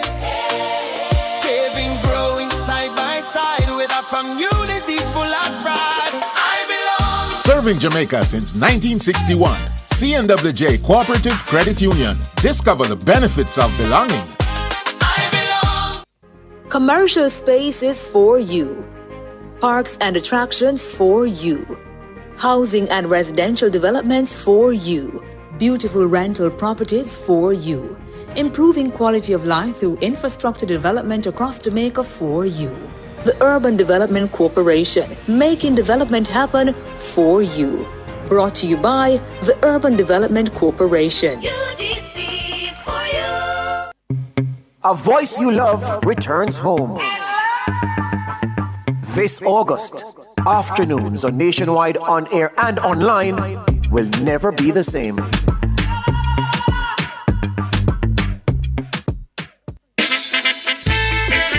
If you've ever called in, shared your story, or got help on this show, then you're already family.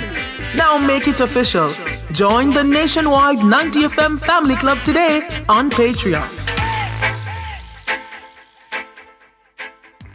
Give your child every opportunity to thrive and succeed. With a JMB Bank graduate loan, one unsecured loan can cover tuition and education expenses with flexible payment terms and up to 7 years to repay. Apply at jmb.com and secure their future today. Conditions apply. Win with KFC Big League. Join the league. Big league. Win a trip to Brazil, all you mean? Yeah. Big deal, meal deal, big match. Just buy KFC and win that. From now until July 20th, 2026, buy a big deal or meal deal for a chance to win a trip for 2 to Brazil. Courtesy of KFC. That's $500,000 cash from Best Dressed Chicken. 11 weekly winners score free KFC for a year. 65-inch TVs, smartphones, and more. Just WhatsApp your receipt to 876-784-7811 to enter and win big in the KFC Big League. Conditions apply. Authorized under Section 58 of the Betting, Gaming and Lotteries. Portmore New Testament Church of God, celebrating 50 years of God's faithfulness, presents the Kevin Downswell pre-album launch worship experience. One night, one glorious worship encounter. Sunday, July 19 at 6 p.m. Victory Tabernacle, Bayside, Portmore. Gates open 5 p.m. Tickets pre-sold $3,500, VIP $7,000, pay-per-view $2,500 on SpurOpen.com or $4,500 at the gate. Children 12 and under, $1,200 at the gate. Tickets available at the Portmore New Testament Church office, Hopeline Pharmacy, Edgewater Medical, and Truly Me Weddings. Portmore New Testament Church of God Jubilee and the Kevin Downswell pre-album launch. There will be surprises.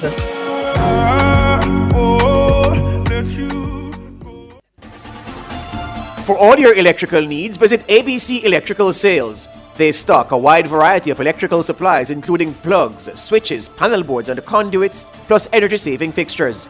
ABC Electrical Sales stocks brands like GE, Siemens, Philips, Cutler Hammer and Allen Bradley. They also offer free island-wide delivery just to suit your needs. Visit them at Shop 8, Hagley Park Plaza, Kingston 10, or call 876-754-3714-5 or 876-754-3825-8. ABC Electrical Sales, for a better choice in the electrical business.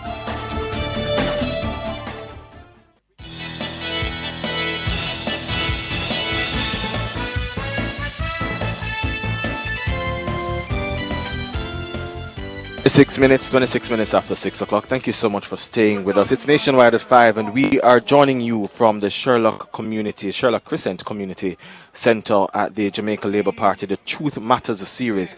They say they're bringing the facts to the people on the ground, in their communities, in the hearing from their homes. And on the stage at this point in time is the man that was pepper sprayed.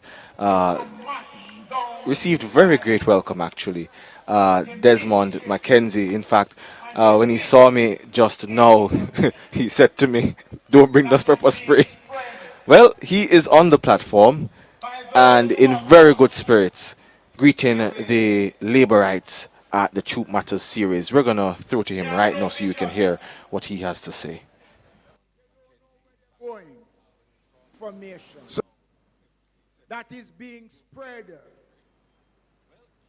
by those who have lost their vision. They don't know where they're going. So instead of being honest, they use everything and turn it. And then they are supported by elements in the society. An incident took place in my constituency on Tuesday.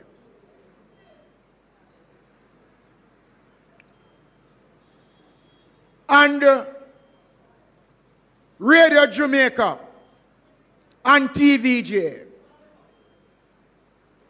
carried a news item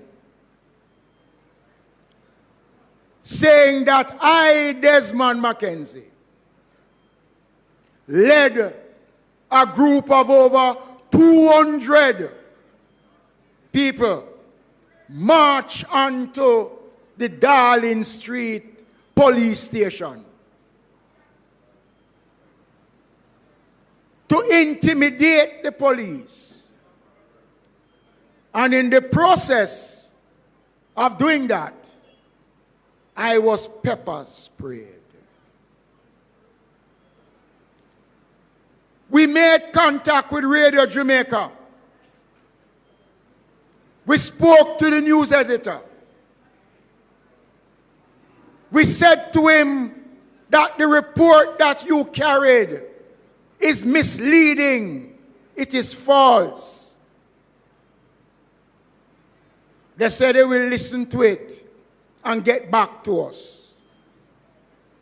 They didn't. We made contact with them and they read a news item. The news item that they read to us was not the item that they carried in their 5 o'clock news or what they carried in their midday news on Tuesday on TVJ. We got a copy of the newscast. And the newscast said that I led 200 people down on the police station on Darling Street. Alive from the pit of hell. We said to them, you need to retract.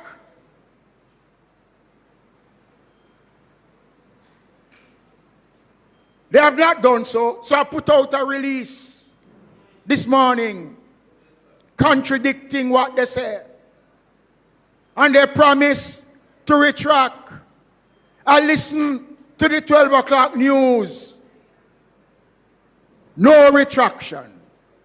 I listened to the 5 o'clock news. No retraction. I want Jamaicans to understand that the Jamaica Labour Party support freedom of the press. We believe in a free democracy. The same way media is calling on us as politicians to be transparent and open and to be honest and true. What about you? Isn't there a standard for honesty and decency that should be displayed by media in this country? You go around and you malign people and you tell lying people because you want to get ratings and to sell newspaper.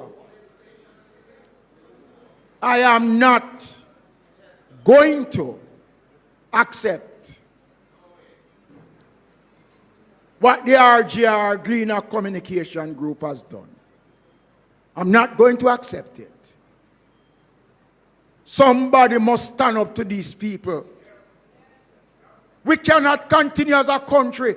They did the same thing with the third party, with the third country situation. They carried damaging stories, put a woman's life and her property, endanger this woman's property or investment. And I had to stand up at a function and call them out. And then they went and they apologized after the damage was done. Labor rights and Jamaicans, we are going through difficult times in Jamaica. And you have people whose only ambition is to discredit the government, to tell lie on the government. Everything we say, they take it and they twist it. We're going to be pushing back at liars. We're going to be mashing down the lies. The truth is what matters, labor rights. We have been a true, honest, and open government. We have handled the affairs of Jamaica in a way that they, when they were there before, they can't point to any major accomplishment. But labor rights, it is not an easy road. And so we have to provide the information, not just to party supporters, but to the country in general as to what we have been doing since 2016 as a government. And so we have brought together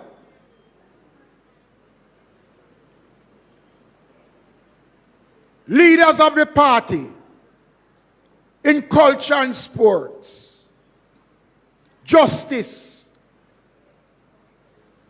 in the business sector, to talk to labor rights, to talk to Jamaicans, to bring the facts so that people understand that we are an open government.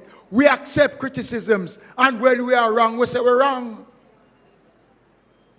This government is not above criticism.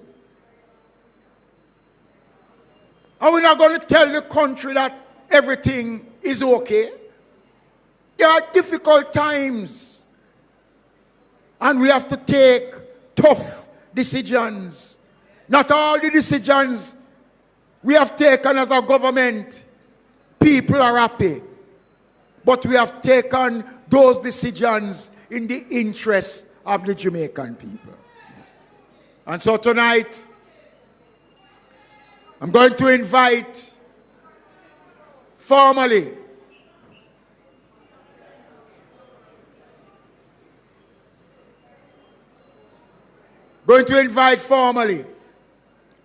to welcome you to his constituency.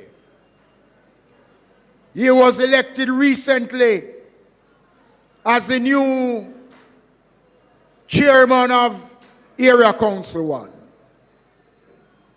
Councillor for Northwest St. Andrew. MP for Northwest.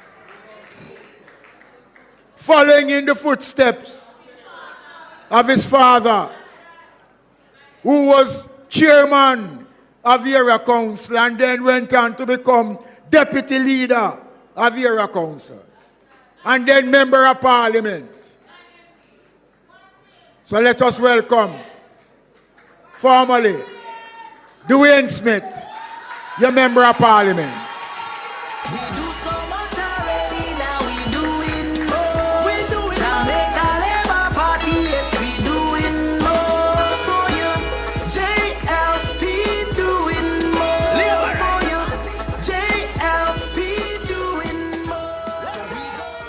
Labor rights. Good evening, labor rights. It's really good to see you guys back again in a green shirt. It's the first time we're meeting like this in Area Council 1 since our victorious general election last year. First of all, I want to welcome our ministers of government here. You know, our Deputy Leader, Minister Desmond McKenzie, Minister Chuck, Minister Grange, Minister Nestor Morgan, and Minister Steve Wright. Minister Williams, Minister Cuthbert Flynn, councillors, council caretakers, and other members of Parliament, labor rights, families, and friends. Good evening. I also want to welcome the President of G2K who I just saw enter. Now, we chose the theme, The Truth Matters, because we're becoming concerned with the level of misinformation out there. Because the truth is, most persons now are getting their information and their news from their cell phone or a similar device. And most of what we're getting on the phones, most of the information we're getting on our devices is not accurate. So we thought it necessary to start this truth series, The Truth Matters, See the Work and Hear the Facts, and we wanted to start here in Northwest St. Andrew. This is the first meeting, as Minister Mackenzie mentioned, with the new executive. The first meeting of the new executive.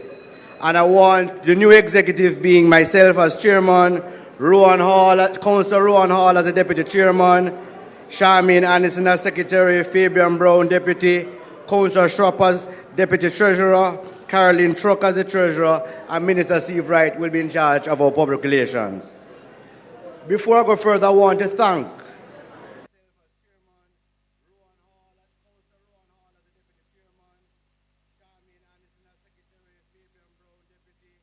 I really want to thank our outgoing executive, chaired by former chairman Winston Ennis. And I want a round of applause for Mr. Ennis.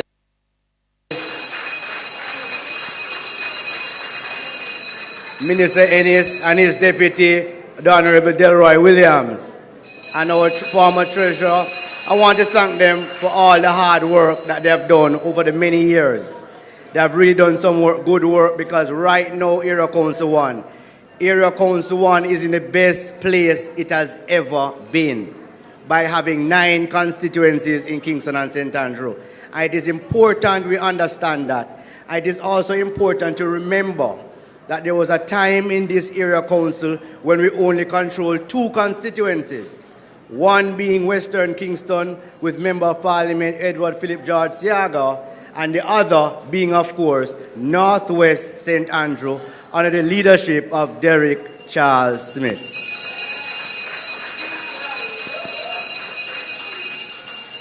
It is important to know where we're coming from so we can appreciate exactly where we are. Now, I also want to take the time to thank, I know I have 5 minutes, Deputy Leader, but it's your comment to know.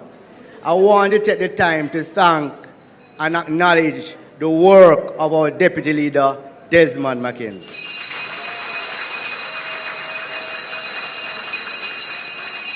He has a particular style of leadership that we have all grown accustomed to and we like. But don't watch the leadership style, look at his results. Look at his results. We now control 9 constituencies in Kingston and St. Andrews. I was just doing a radio interview outside and they asked me what are my plans as chairman of the area council. Well, let me tell you what my plan is and what my new life's work is going to be. And that is to take back control of the Kingston and St. Andrew Municipal Corporation.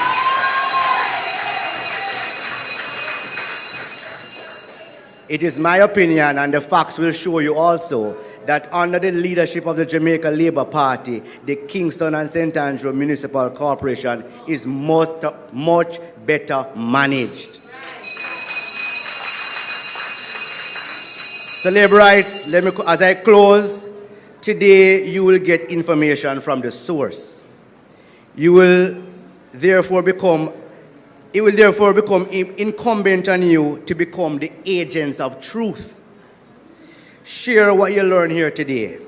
Refute the misinformation where you encounter it, and let us all become members in this truth-telling campaign.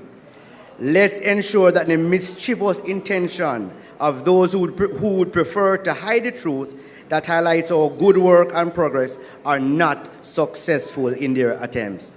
And the last thing I want to say before I go, and I'm very happy that my friend here, Minister Morgan, is here, because as the Member of Parliament for Northwest St. Andrew, our #1 challenge here is road infrastructure.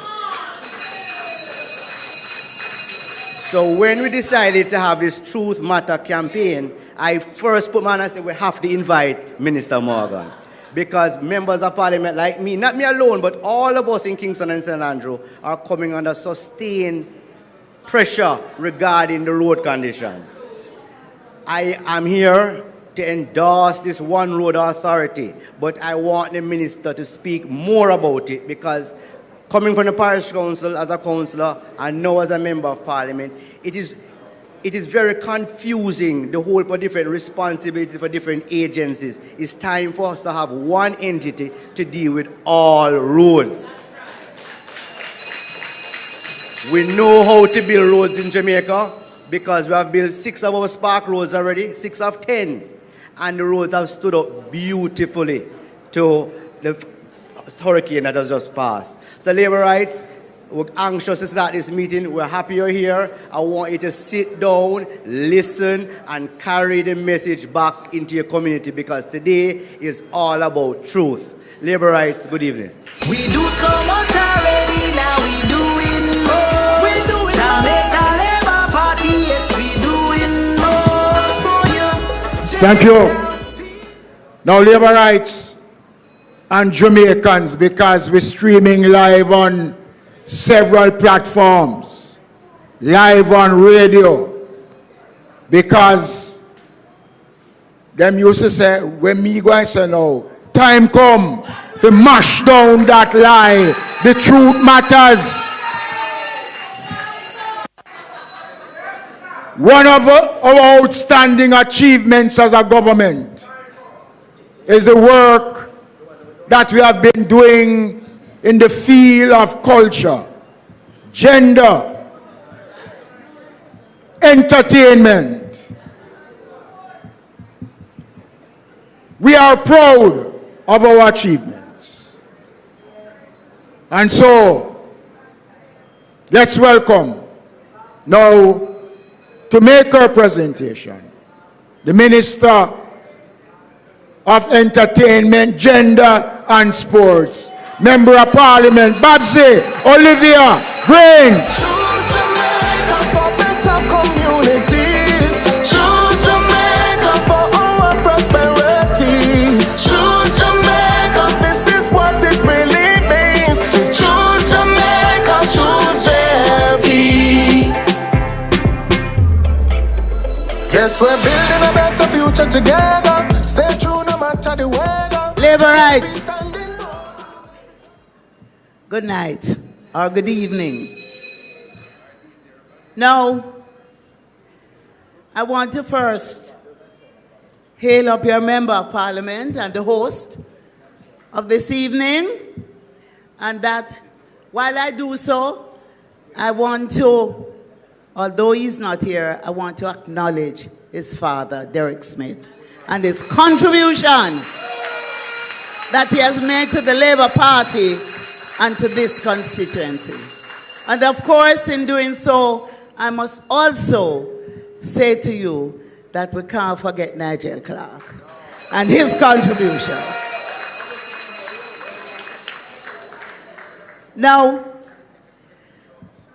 the deputy leader didn't give me enough time to put my thoughts together. So I'm going to talk from the heart. And first I want to say to all of you that the Labour Party is the party that Jamaica depends on. When times are hard, the Labour Party is called on to deal with the issues at hand. When the other people then mash up the country, we build it back. And I want you to think, if it was the other people in government, when Melissa hit us, what would have happened to us? Eh? Dog good and yam with supper. And so I want to say to all of you tonight that you must give God thanks. And the people of Jamaica, give them credit. They are wise. And that is why they elected the Jamaica Labour Party for a third term. So as we look forward to rebuilding the constituencies that were impacted by Melissa, and as we look forward to building on the good things that we have done, your children future is in good hands. So, there is so much more that we would like to do in the areas that I cover. Sports, culture, entertainment, and gender. But we have done more than any other government, any other party has ever done in the history of this country. We said, before we were elected years ago, we're going to build shelters for women who were suffering from domestic violence and who needed to be in a safe space. We are about to open our third shelter to keep women in a safe space when they want to get out of an abusive situation. And I'm going to use the opportunity to say to the men that you must protect your women. Don't beat them if you have an argument. Care for them. Because the women in this country, they are the backbone of Jamaica.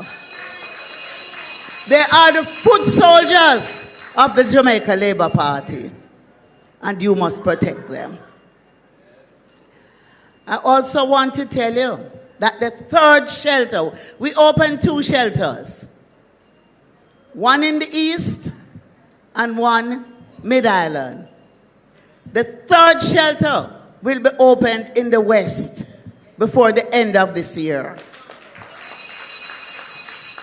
And the shelter will not only be a safe place where we can move and put our women, take them away from harm, and help them to rebuild their lives, but it will be a space where we will establish a transition house, which means that if a woman moves out of a situation where she's being abused, we will train her in a skill if she doesn't have a skill. And we will help her to stabilize her situation before she goes back out on her own. And this underscores that the Jamaica Labour Party is a caring government. We care about people. We care about our children. We care about our women, and we care about our men. We care about our young people. And that is why there are more opportunities now for young people, for young men and young women to get a skill and to get a good education, because we have created those opportunities. Now, one of the very impactful things that we have done, you know, they say every nigger is a star, right? And there's an African proverb that says, if you can walk, you can dance. And if you can sing, if you can talk, you can sing. So everybody in here is a star when they get up to sing Labour Party songs, right? I notice these days, you know, get up as much and sing. But in my days, they say, get up, stand up on foot, and give Labour Party the glory. So what we have ensured is that those who are entertainers, our craft people, our singers, our songwriters, our dancers, our sound system operators, even the man who lift up the sound box, we have created an insurance policy that they can sign up for the policy free of charge. Life, accident, health, them get all them swipe card. So them go to the dentist, they go to the optician, they go and they swipe them health card and it pay for the service that they require. Never before in this country a government has ever introduced a health insurance and life insurance for entertainers and creative people. So we can take credit for that. We are going to create entertainment zones very soon in Olympic Gardens on their hip strip. It will be declared an entertainment zone. We are looking at creating entertainment zones across the corporate area, in Kingston and St. Andrew, and across the island, where you can party all night and nobody no come lock you off. Right? And in addition to that, we have made a commitment in our manifesto that we will create community cultural programs similar to the program that we had in Tivoli Gardens, where you all know we have the Tivoli dancers, we have the marching band, and we have so many performers and people being trained in art and craft. We are going to come and help you to create those communities within the constituencies. So in the next fiscal year, we will be introducing community cultural programs. The Sports Development Foundation. And, you know, tonight is the first time I'm going to tell MPs this. But the last fiscal year, we provided $500,000 to each member of parliament to do whatever sports activity you want. And we will be providing each member of parliament with $500,000 again this year to do their cultural programs within their community. No, if I could find $1 million. But if we can find somebody who don't spend all their money, we will take the difference from them. Yes. So I just wanted to give you an idea, some of the things that we are doing and some of the things that we have done. Now, Grand Gala is coming up, and that's a vexed issue when it comes to tickets, because we don't have enough space in the stadium. So we are going to do an extension in the National Arena and the Indoor Center, where if you can't get into the stadium, we will give you a ticket to get into the Indoor Center and the National Arena, where you could watch the events on big screen and enjoy Independence Village. Now, yes, so we'll expand the opportunity where you can sit down rather than stand up on the corner and look on a big screen. You can go and sit in the Indoor Center and the National Arena if you can't get into the stadium to watch the Grand Gala and to enjoy yourself. In addition, we have several other activities. I will be in touch with your member of parliament to provide tickets for you to attend the Festival Queen, Merry-Go-Round, and all the various activities that we have. Now, my fellow Labourites, we are a party that care about Jamaica. We introduce the programs that benefit the people.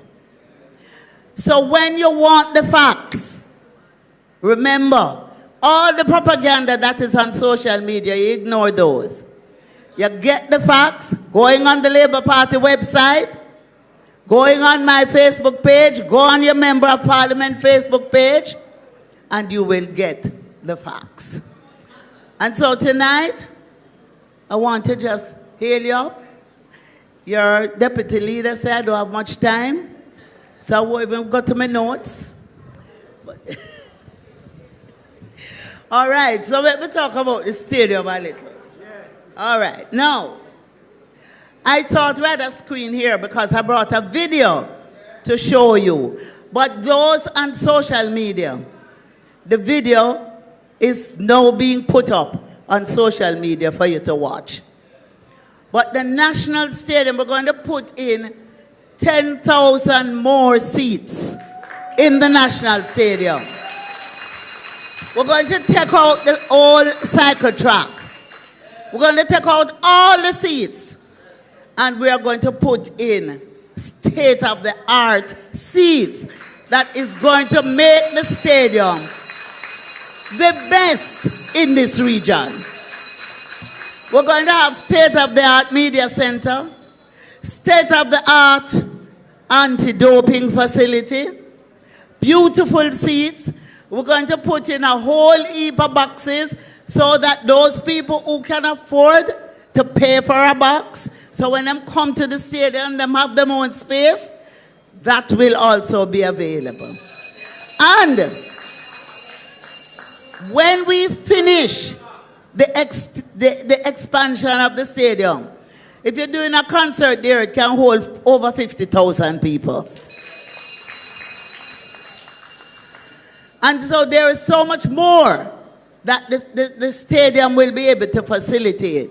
We're going to have small banquet rooms so that you can actually have your events there. It's not just the big events, but you also have the small events. Then we are going to build out the Stadium East. Now I know most of you, when we do small events, we use Stadium East.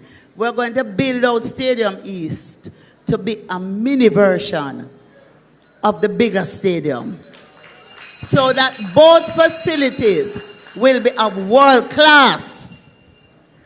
And then, when we finish, listen to this. Who enjoyed the World Cup? Eh? And whose team went home? And whose team is still in the...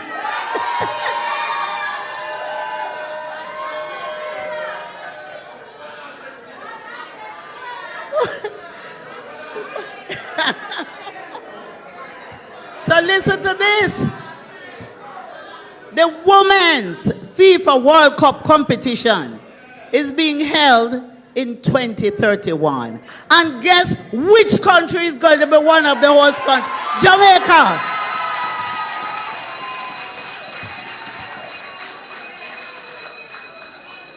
So we're in the race just like any other country. And we will be very proud to be one of the host countries of the Women's FIFA World Cup. So as I close, I just want to say to you, you must be proud to be a Labourite.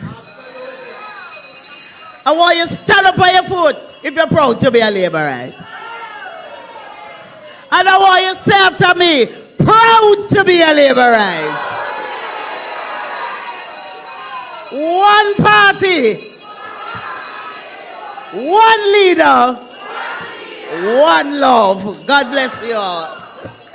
Jamaica, nobody fuss down, nobody fight. We need a be a labor right. No shaky boat because a woman will like. We need a be a labor right. The river come down green, it's a pretty and bright. We need a be a labor right. The way me love shower in a green, me baptized. We need a be. Let's have a big hand for Babsy Grange, Labourite.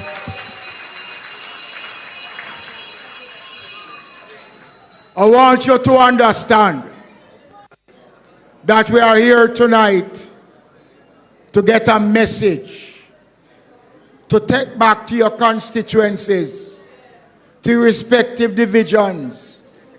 Because when the people them talking, you know, and when some of them are writing at the newspaper and give them commentary on radio, you have to ask yourselves a question. Is anything happening in Jamaica? Because they are not going to talk about the performance of the government of Dr. Andrew Michael Holness. They're not going to talk about the reduction in crime. They're not going to talk about the benefits that thousands of Jamaicans have received under this administration. Tonight, I want to say to the country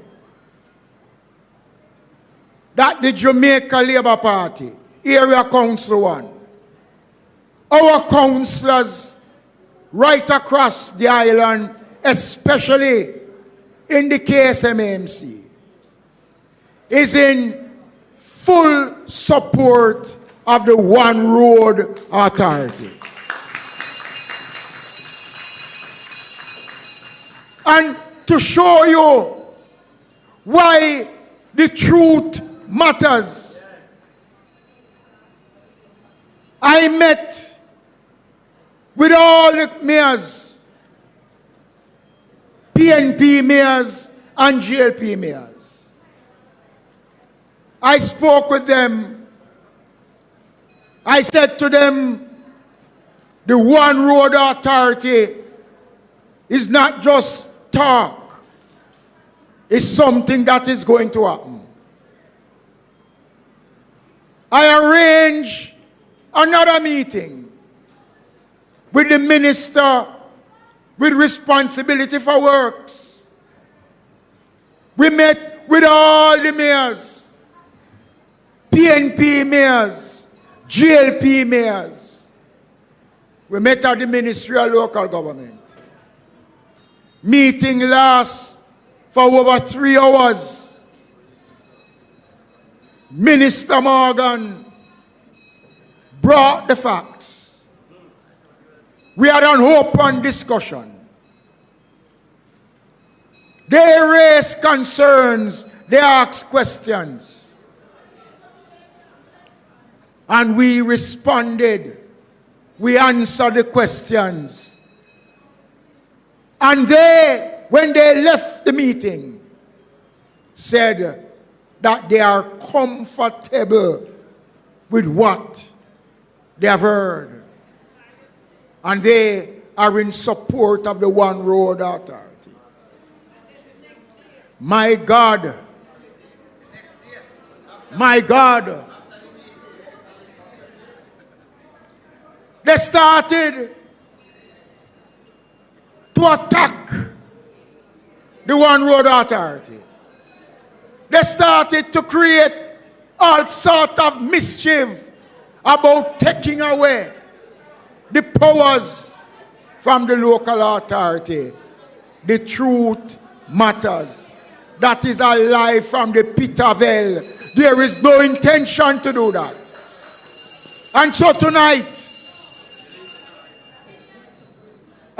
tonight, we want to hear from the minister with responsibility for roads. Let's welcome Member of Parliament for North Central Clarendon, the Honorable Robert Nesta Morgan. Ring the bell, make me ring the Labour bell. Ring the bell, Jamaica, ring the Labour bell. Thank you. So many achievements, make we tell Thank the you. people them. Thank you, Desmond. I want to thank the members of the Northwest St. Andrew constituency for a wonderful welcome. You have come out in your beautiful green and you are demonstrating that the strength of the Jamaica Labour Party remains in this constituency under my good friend Dwayne Smith. I want to pay my respects to the councillors, councillor caretakers, all the MPs and the ministers that are here. I would like to adopt the protocols that have already been exercised. I am very happy that you have named your event The Truth Matters. Because since the 3rd of September, we have been bombarded with a series of lies and innuendos and misinformation. Sometimes I wonder if it's another Melissa, them a turn pan way. When you sit in the parliament and you hear the things that the opposition is saying about Jamaica and the work of the Prime Minister and the Jamaica Labour Party, you have to wonder if it's a different country you are living in. Jamaica suffered the worst disaster in terms of hurricane that we have ever seen since before Columbus touched down on our shores, and the PNP behaves as if it was just a cool breeze. But the worst part about it, colleagues, we formulated a law to benefit the people, majority of which are in PNP constituencies who were devastated by NARA, and not one PNP vote for the bill. But I can guarantee you, Desmond, when the Prime Minister go to cut the ribbon, you're going to see them come stand up beside the Prime Minister trying to take credit for the rebuilding of Jamaica under the Jamaica Labour Party, and we are going to dare, and we are going to laugh, and we're going to say, yes, we're all Jamaicans, but we will never support the rebuilding of Jamaica. We recognize that parish council roads were some of the worst roads in the country, and we came up with a program called Spark. We went around the entire island and we listened to the community. The first time in the history of Jamaica that government went around and asked the people, which road do you want us to fix? It wasn't a JLP decision to fix the road or a PNP decision. It was the people's decision as to which road. The first time. First two consultations, Desmond remind me, was in PNP constituencies. I think it was Anthony Hilton. And after the people decide the roads that them want we fix, and we go back and we calculate the 630 road, we realize, but we can't fix it. All of them road at one time, so we don't need a second Spark, because some road longer than some. And we have an election, and we start in March 2025.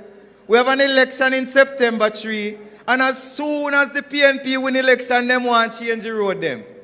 As soon as the PNP win the election, they said to themselves, Spark is not going to benefit the PNP. The voice of the people is not going to benefit the PNP. So PNP need to determine which road I go fix. This government has won successive elections because we believe in the voice of the people, and we will not allow anyone to ignore the voice of the people. I am fortunate, Minister Mackenzie. As a young man, the Prime Minister has given me an awesome task to fix the nation's roads and infrastructure. Just as when the Prime Minister came to you and you looked at him as a young man and said, young man, we have faith in you because you are strong. I am happy that the Prime Minister has seen faith in me. But the challenge is not a simple challenge. I will not come here this evening and tell you that the roads in Jamaica are perfect. I too drop in the potholes. Which is why every year we continue as a government to increase the investment in our road infrastructure. Which is why when you drive on the boulevard right now, you don't see any pothole, because this government has done work to fix the potholes on the boulevard. And I saw an article in the newspaper the other day where my friend Dwayne had a meeting in Avondale. And though it wasn't his responsibility, he went there and said to the people, I want to explain to you why your roads are in the condition that they're in. Dwayne is a good member of Parliament. And because Dwayne is such a good member of Parliament, the mayor of Kingston and St. Andrew, Desmond, not going to help, do we? I drove through Avondale a while ago and it's a shame. Parish Council Road. I drove through Roehampton, Desmond, and it's a shame. Parish Council Road. But the mayor not going to help Desmond, so me and the mayor not going to help Dwayne. So me and Desmond have to help Dwayne.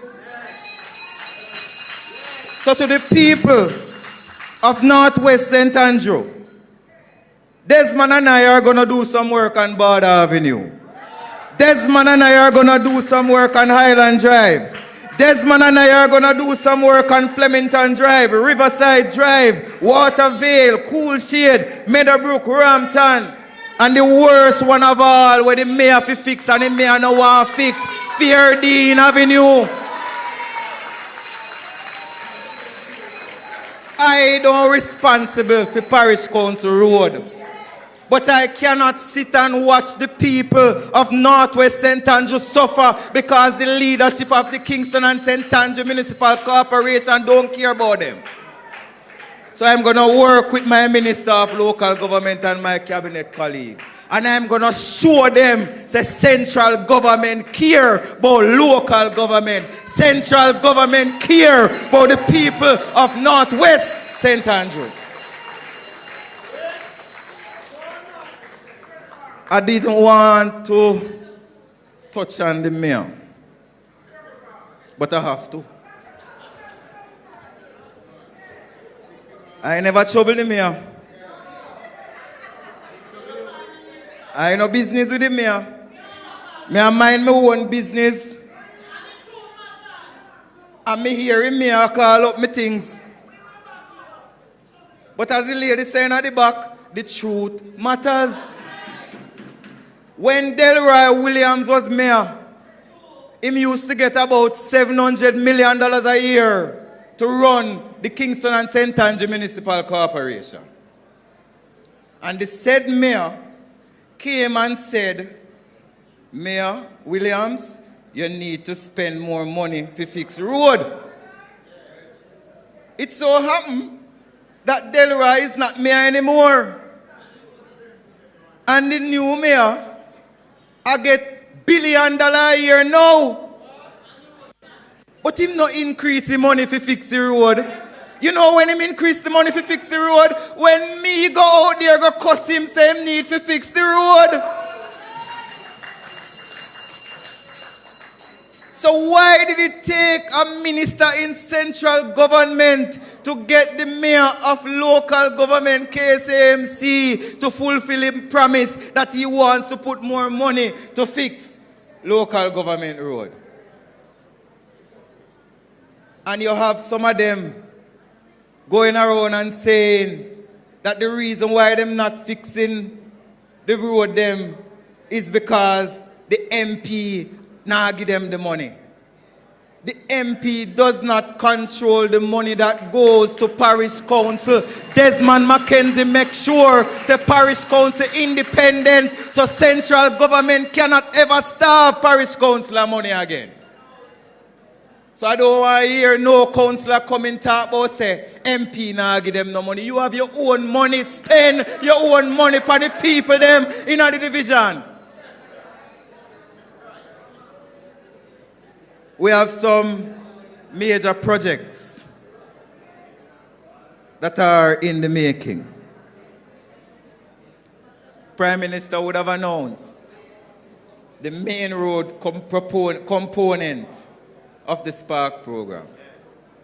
We are going to be spending $24 billion on 37 main roads across the island.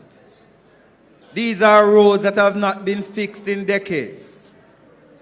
Roads like Manor Park to Glengough, spanning Delano Seavright and Juliet Cuthbert. Roads like Freetown to Four Pass, which includes Lothian and Cousins and Purnell Jr. Roads like Dunrobin, new road building over the gully to East King's House Road. Remember, Desmond, the reason why there is so much traffic on the boulevard is when the PNP build the boulevard, them never fix the bridge. We are going to finally fix the bridge. Remember when they built the boulevard, they laid a pipe and never connect the pipe. We are going to connect the pipe. So that when you reach 6 Mile, it does not take you an hour from 6 Mile to reach Dunrobin, and you can go straight through to Barbican, straight through to the airport. No other government has ever invested this much in infrastructure since independence. No other government has invested in the western side of the island to build the perimeter road, so when you go into Hanover, you don't have to spend 2 hours in Montego Bay. No other government has invested so much in St. Thomas, so you can drive from Harborview to Portland in less than 2 hours. They wanted to build a road in St. Thomas and they wanted to make it a toll road. But our leader, Prime Minister, only said, no, the people of St. Thomas deserve a good, free road. And as a matter of fact, I'm going to throw in one town centre because Morant Bay don't look too good. So now we have brand new Morant Bay town centre for the people of St. Thomas. And I couldn't leave without mentioning the bridge program. We are the first government that is going to build 55 bridges across the island one time. Almost every single parish will get a bridge. St. James, which was devastated by the hurricane, will get 10 bridge. Westmoreland, which was devastated by the hurricane, will get 4. St. Elizabeth, which was destroyed by the hurricane, is going to get bridges. We are going to replace the Black River Bridge. And the people of Jamaica can have confidence that these are not promises, as is demonstrated by the fact that you can go all around the island and see the infrastructure development that has already taken place. You can be sure that once Prime Minister Andrew Holness announces it, you can almost sign upon it. So Desmond, the truth matters, because the people of Jamaica for too long been subjected to the misdirection and lies of an antiquated political party, so many times rejected by the people of Jamaica, and they refuse to reform themselves to be a credible opposition. And the last thing as I close my book, Desmond, I want to say to the people of Jamaica. Some people love Bugoyaga. Some people love bamboo fire. Them love when things blaze up and all heap of nice make. Some of you have been watching the parliament and you've been seeing the nasty behavior taking place in the parliament. Let me say this clear today, once and for all. It is not the JLP that brought nasty behavior to the parliament. When they sit over there and they say the most disrespectful things to the speaker, it is not the JLP that is disrespecting the speaker. When the Prime Minister has to stand up for his wife in Parliament because of the things they are saying, we have no choice but to back him and support decency, respectability, honor, credibility, and accountability in the Parliament of Jamaica. We will never resile from what is right. We will never allow lies to destroy our country. Because, ladies and gentlemen, labor rights, everyone listening across Jamaica, the truth matters. Thank you very much, ladies and gentlemen. We do so much already, now we doing more. We doing Jamaica Labour Party, yes, we doing more. You know, And I want to say, ladies and gentlemen, outside of this room, because people are watching and listening to us. But Minister Morgan touched some critical points. And I want to follow up on what Minister Morgan have said. The PNP have a style about them. They talk about they're not getting any money from local government. They can't get money to do this. They can't get money to do that. I want to give the country tonight some numbers as it relates to what the Ministry of Local Government provides to the municipal corporation. The monthly allocation from property taxes. Property taxes is what pays the salaries of councillors. It pays the entire staff of the municipal corporation. Property tax helps to collect garbage, but because of the demand of local government, the Ministry of Finance has provided additional funding to the National Solid Waste Management Authority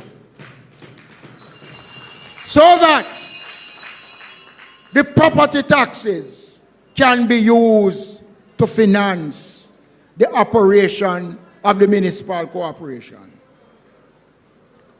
Over $700 million on a monthly basis is allocated to the municipal corporations from property taxes. Councillors get allocation for beautification. When I was mayor of Kingston, I started what was known as a small project. Give them 25,000. Now it's gone to over 300,000. Councillors can use it to erect street signs. They can use it to fix up parks. Allocations are provided for councillors from property taxes for that.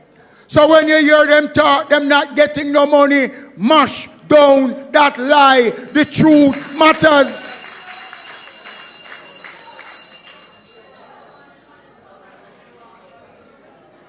Over 600 million every month is provided to the municipal corporations for road maintenance.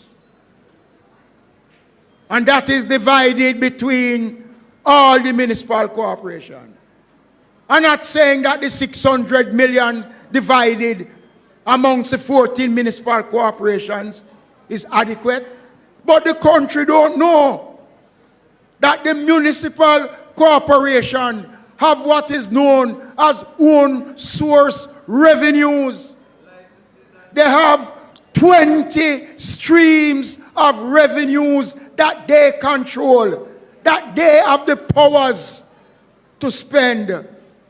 Last year alone, the local authorities collected more than 64 billion Jamaican dollars from building fees.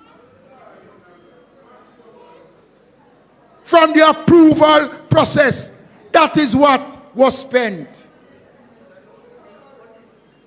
So when you hear that telling you that them do have no money, they have their own source revenue, barbers, hairdressers, advertising, market fees, cemetery fees, butcher's license. Ladies and gentlemen,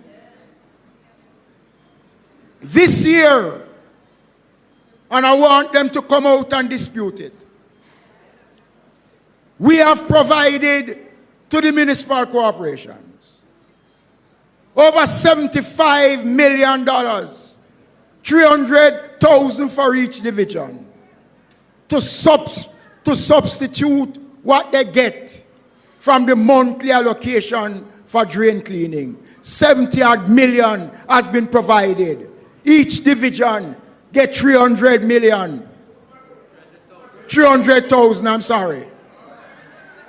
So enough. Is that wish? Each division gets 300,000 and the mayor get a little bit more. Back to school is coming. Councillors never used to get back to school allocation. It was since Andrew Holness' government came in 2016.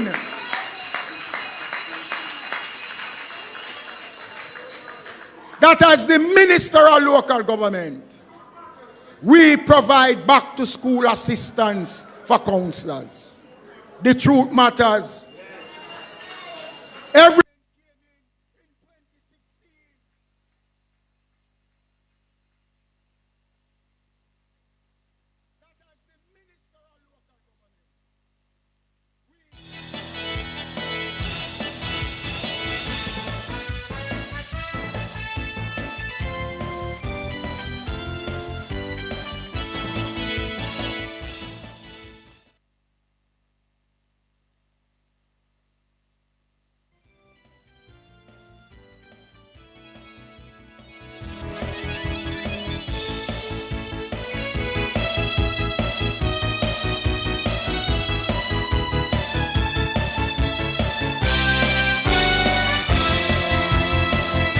And this year, because of the responsibilities that the local authorities have for disaster, we have strengthened the disaster coordinators in the municipal corporation through the SDC. We are going to providing 200 jobs. They will start in the month of August, and they will be employed right through until the end of the hurricane season, working with the municipal corporations through the SDC.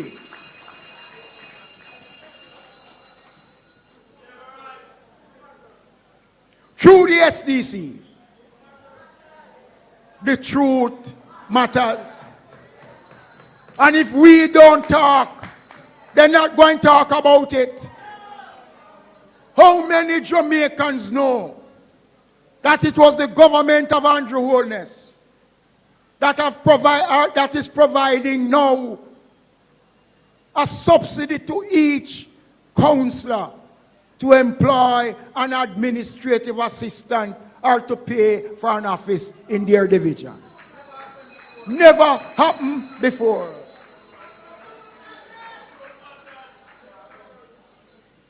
A man sent me a video to show you how these people are barefaced and lie. I announced in my sectorial presentation that I'm working closely with Minister Matthew Samuda on the question of water.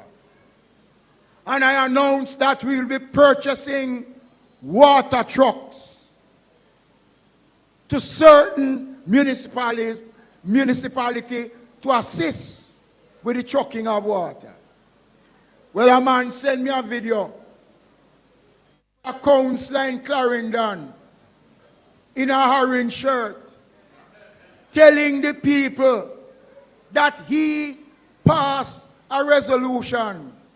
The resolution was approved and he's getting a water truck for his municipal division. Mash down that lie. The truth matters. And let me make it clear to the people I can't call the division.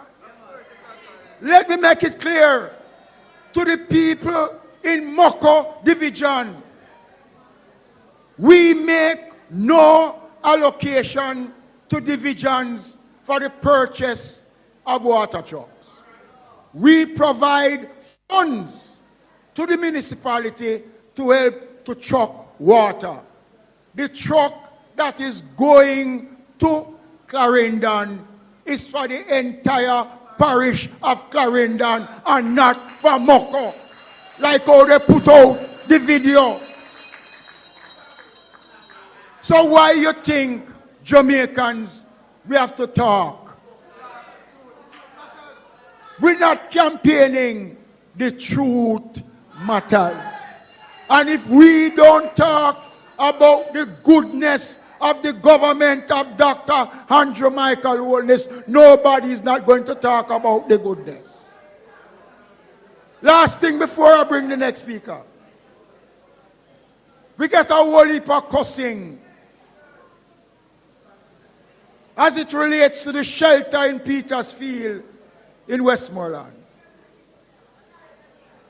The problems in Westmoreland is that every step we made in helping to solve the problems, we get pushback. They don't want to pay the contractor. They don't want to do this. They don't want to do that.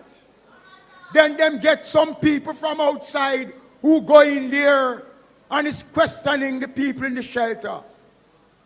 When we move the people, after the PNP, them come out using a certain man to say that they were having sex in the shelter.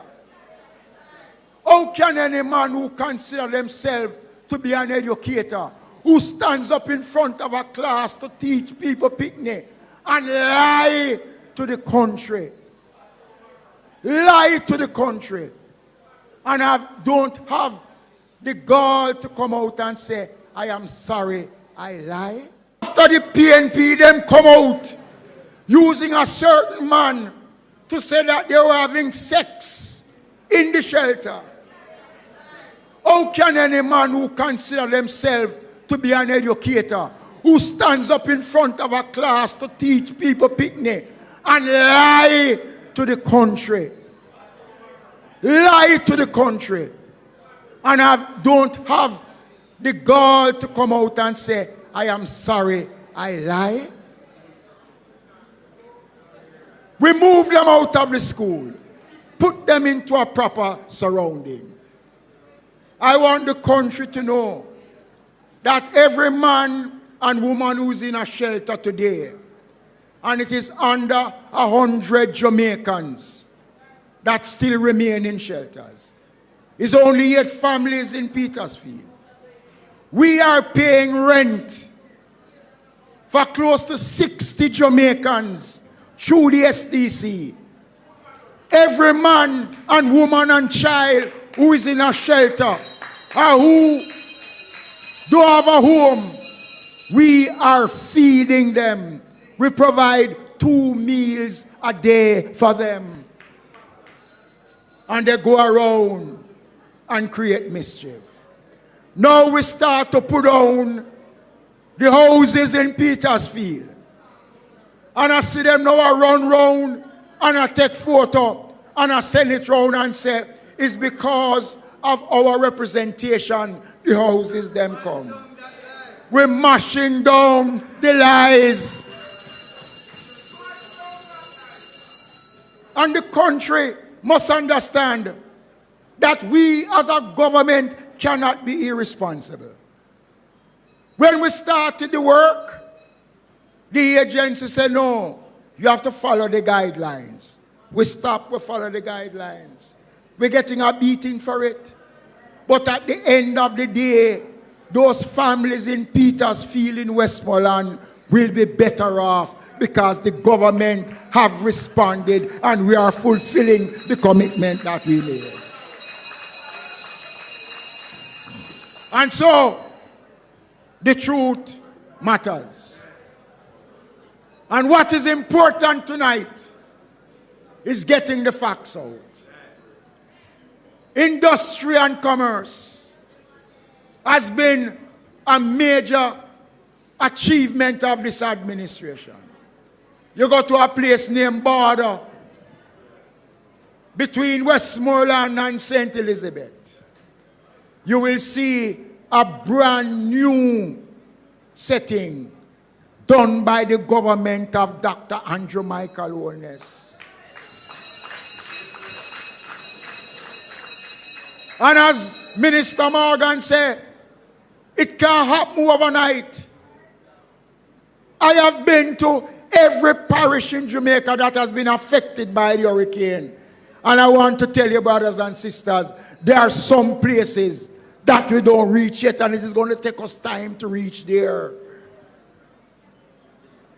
So let's welcome now the newly minted Member of Parliament for that great constituency of North Central St. Andrew, State Minister Delano Sebright. We do so much already, now we doing more. We doing Jamaica Labour Party, yes, we doing more. My friends, I am happy at the turnout here in the great constituency of St. Andrew, Northwestern, our sister constituency, led by the great Dwayne Smith from the Derek Smith family. So, thank you, Deputy Leader, Ministers, MPs, Councillors. I see the first female president of G2K, Shoshana Edwards. Give her a round of applause for being here. Vice President Chad Rattray. Thank you, Tashana. Because, guys, what is happening now, you know?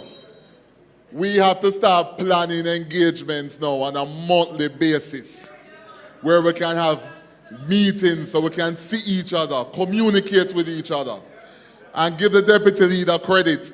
He instructed us to do this, that we need to start meeting on a regular basis so we can talk to each other. Not talk down to anybody. We're all one team. We're all flesh and blood. We're all in this together, and we have to fight together to run for the fourth term when it comes. And as we move forward, let us quickly acknowledge the birthday of one of the strongest speakers in the world, the great Member of Parliament for East Rural St. Andrew, Juliet Holness. Wish her a happy birthday, please. She and Juliet Cuthbert are two of the toughest women that I know when it comes to politics and fighting for the people of Jamaica. So give Juliet Cuthbert a round of applause too. The truth matters because Andrew Holness has exemplified what it means to be a phenomenal leader. Andrew Holness won the 2016 election, remember, by 1 seat, and governed this country effectively all the way to 2020 with 1 seat majority in Parliament. We got hit by the COVID-19 pandemic. Other governments lost in the COVID-19 pandemic. The Labour Party picked up over 48 seats. That, my friends, is an example and a true exemplification of a strong leader in Andrew Michael Holness, our Prime Minister and leader of the Jamaica Labour Party. And why these series matter is that we have to protect success. Because here we are, 2020 to 2025. We'll work our way through the COVID-19 pandemic as a country and under proper leadership. Then we get hit by Hurricane Beryl. We get hit by a drought. We had all sorts of issues, but we kept the country stable, growing, and focused on development.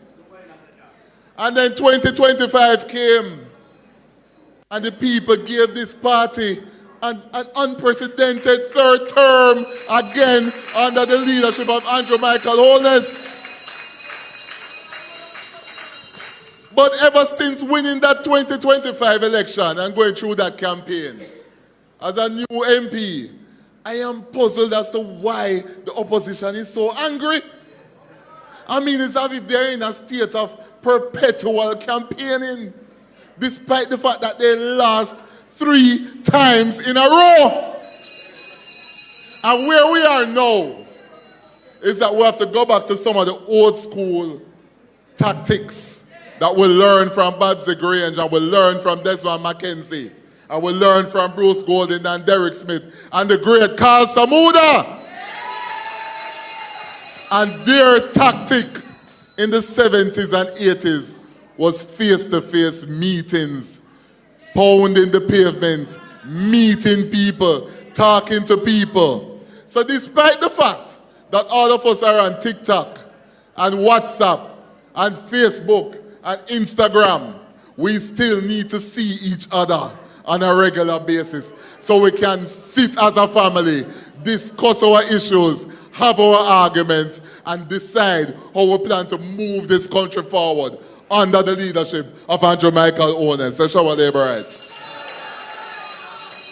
So as we move forward, we will continue to focus on the truth and sharing the truth, because negativity sells. It is true. Negativity sells. And it's hard in an environment where you have so much information piling in every day. This is why we had to move to have these series, because we have to now start talking directly, because people are getting confused now. I see people sharing videos with me of a certain vlogger and the lies. It's not just lies enough, friends. We call it disinformation. They literally build lies and put it out there. And they use AI, and they use a TikTok, and they use Instagram, and they use WhatsApp, and they spread it. And then sometimes our own people, including us in this room, sharing it with each other. And then the lie perpetuates till people think it's truth. So that's why the truth matters. We have to ensure that we stay connected and grounded with the people. And we know things are not perfect. We know that the cost of living is a challenge. It is the same challenge in America. You have any friends in Canada, they complain about the challenges there. You have friends in England, Kevin, they complain about the challenges there. The cost of living is stressing people out. But nonetheless, when you look at the record of leadership and the stable leadership, where we cut crime in half, where the economy is stable, when you look at the foreign exchange rate, the dollar today is about 158 to 1. You're a money man, you're supposed to know that. 5 years ago, the dollar was 153 to 1. You think under PNP administration, the dollar will be 158 to 1 today, when it was 5 years ago, 153 to 1 labor rights? No. It would probably be at 210 to 1. So you have to understand the context of the times we're living in. Imagine what it would have been like if the JLP was not in power under the leadership of a Minister Favour Williams, under the leadership of a Robert Nesta Morgan, under the leadership of a Delroy Chuck. We have to understand that even though there are challenges, it could have been 10 times worse under another administration. And even the Ministry of Industry, under the leadership of Albin Hill, we have worked now closely to ensure we focus on small businesses and micro businesses.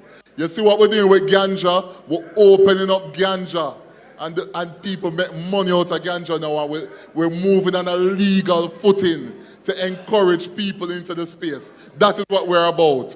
When you look at the work we're doing with Minister Favour Williams, we have now set aside 20% of all public procurement to go directly to micro and small businesses. So you need to register your companies, start your businesses, and start bidding for government contracts. It is $37 billion in value, and some of you in here can get some of that money. Start building your business. The truth matters. And as we continue, and that won't be long because we have good speakers, we want to ensure We want to ensure that we continue to spread the good news and the work of this government. Because in fairness to Andrew Michael Holness, it's impossible for him to do it alone. We need the support of each and every one of us to carry the message of success that this government continues to perpetuate on a daily basis, despite not being perfect. When we look at the investments coming into the country, at the work of Edmund Bartlett, you have to be amazed by it.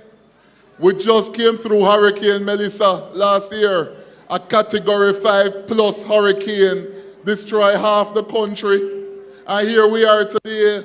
Electricity returned in 4 months. In 3 months, light came back. Thanks to the leadership of Andrew Holness and Darrell Vaz. These are the messages we need to put out there.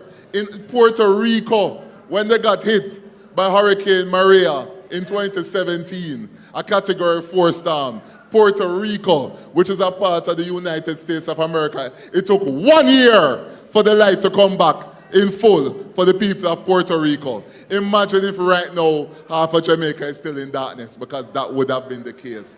But if it was not for the thoughtful, smart leadership of our Prime Minister and Minister Vaz and the team, we would be in darkness today. So as we continue to focus on our country and focus on our constituencies and our divisions, I want to leave you with an important note. We have been mandated to continue to engage the community on a daily basis as much as possible. We're going to start having some limes across the area council in respective communities, and the team will start organizing those. The deputy leader insists that we must also have some church. We forgot church. From time to time, we have a church thing in North Central or in North West or in Central Kingston, Impact Boss. We need to go church Impact Boss. He's an Argentina fan, you know. That's why I'm so hyped today, you know.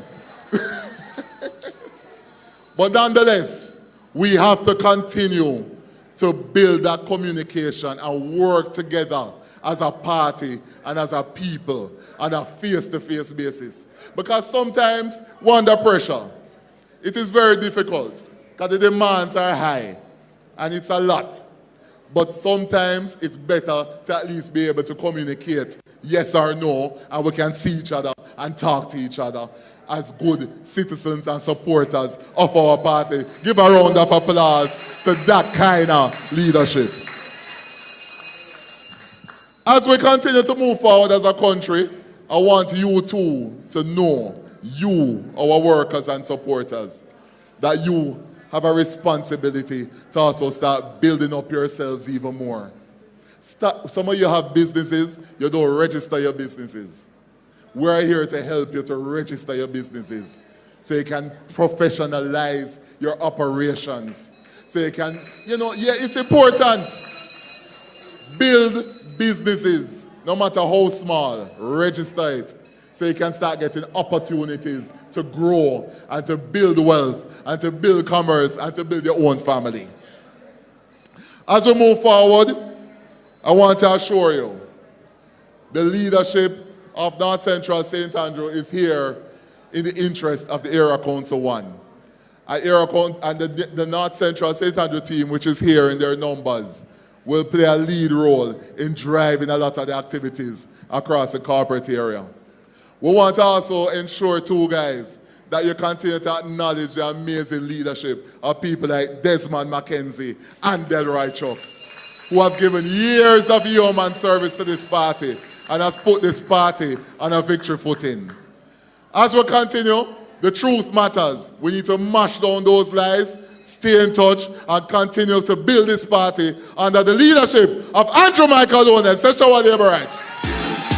Build up Jamaica, build up St. Louis as well.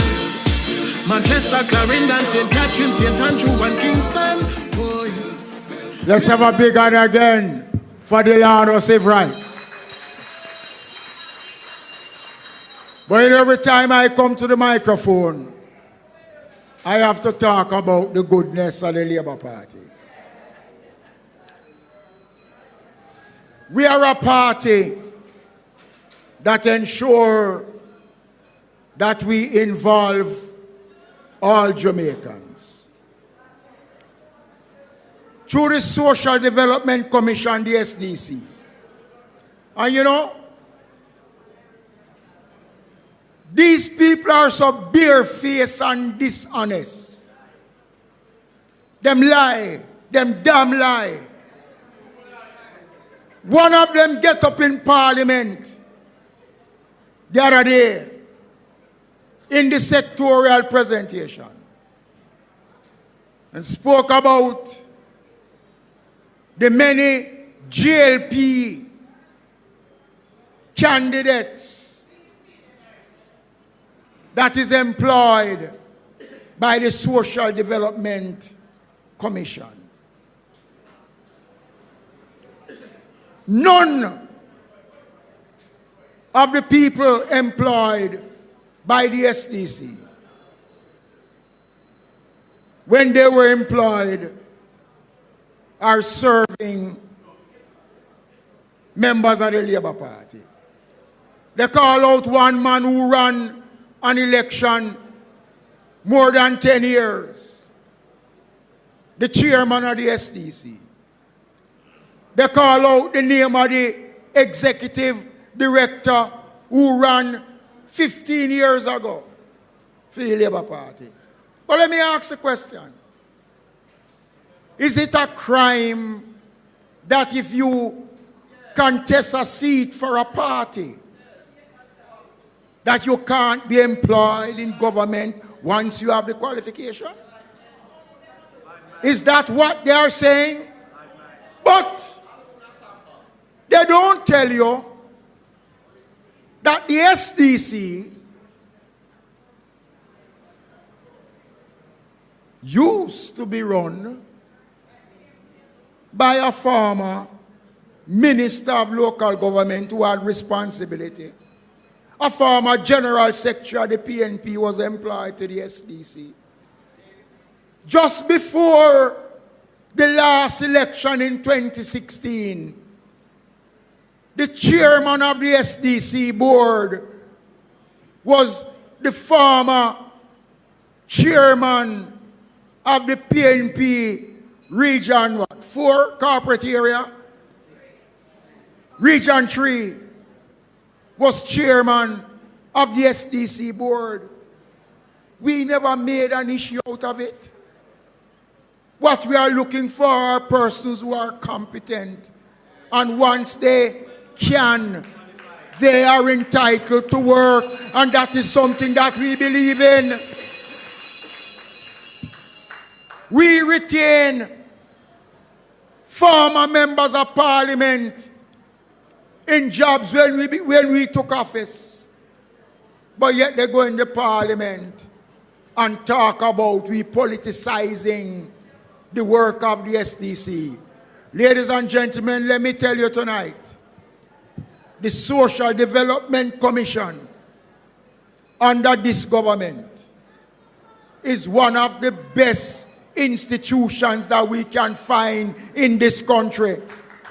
And I challenge any member of the opposition to deny that they have not had a good working relationship with the SDC, where they have gotten benefits out of programs run by the SDC. And yet they get up trying to confuse the country. Because what they used to do before, we are not doing it now. And I want to announce tonight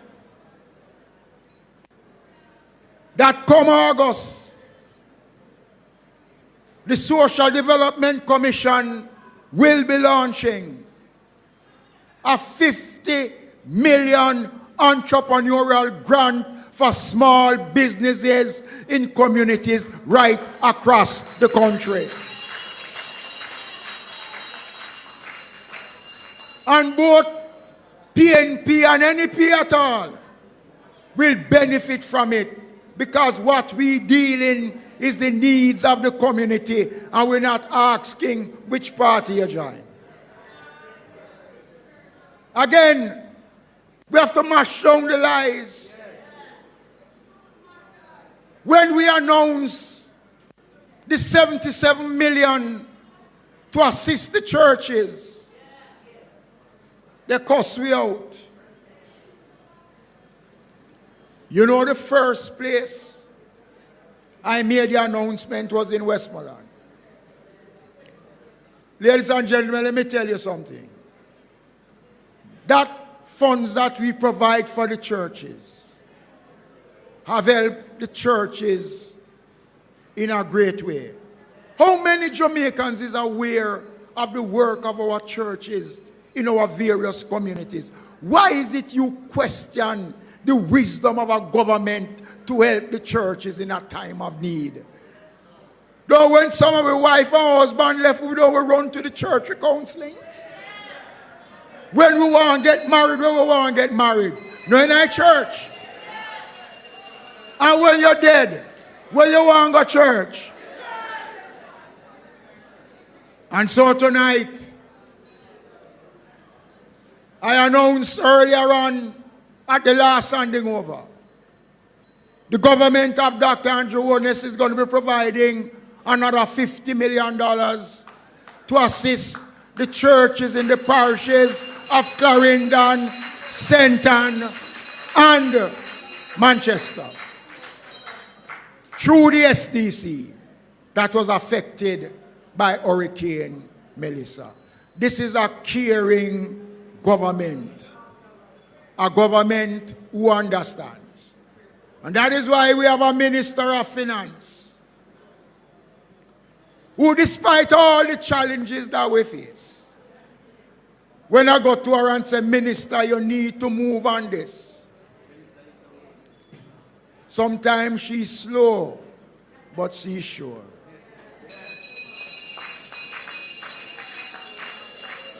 And whenever she speaks, she's not as strong as me and strong as some of the women them. They want to cower her down.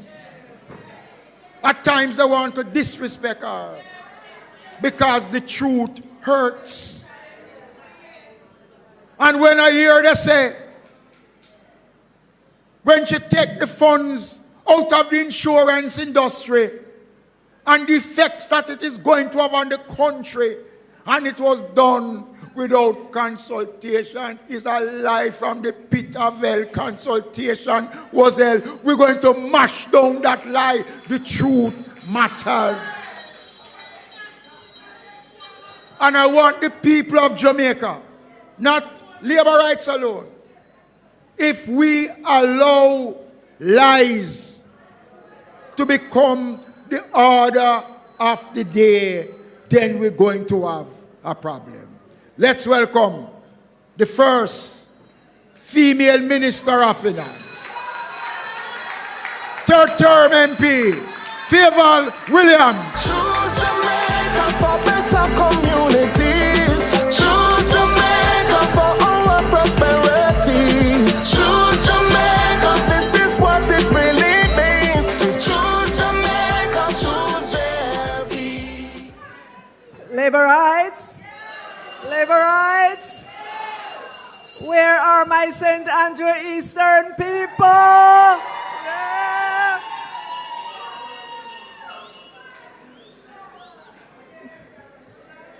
Let me acknowledge Deputy Leader, all my colleagues, ministers, members of Parliament, all our councillors, our councillor caretakers, our caretaker MPs, labor rights all.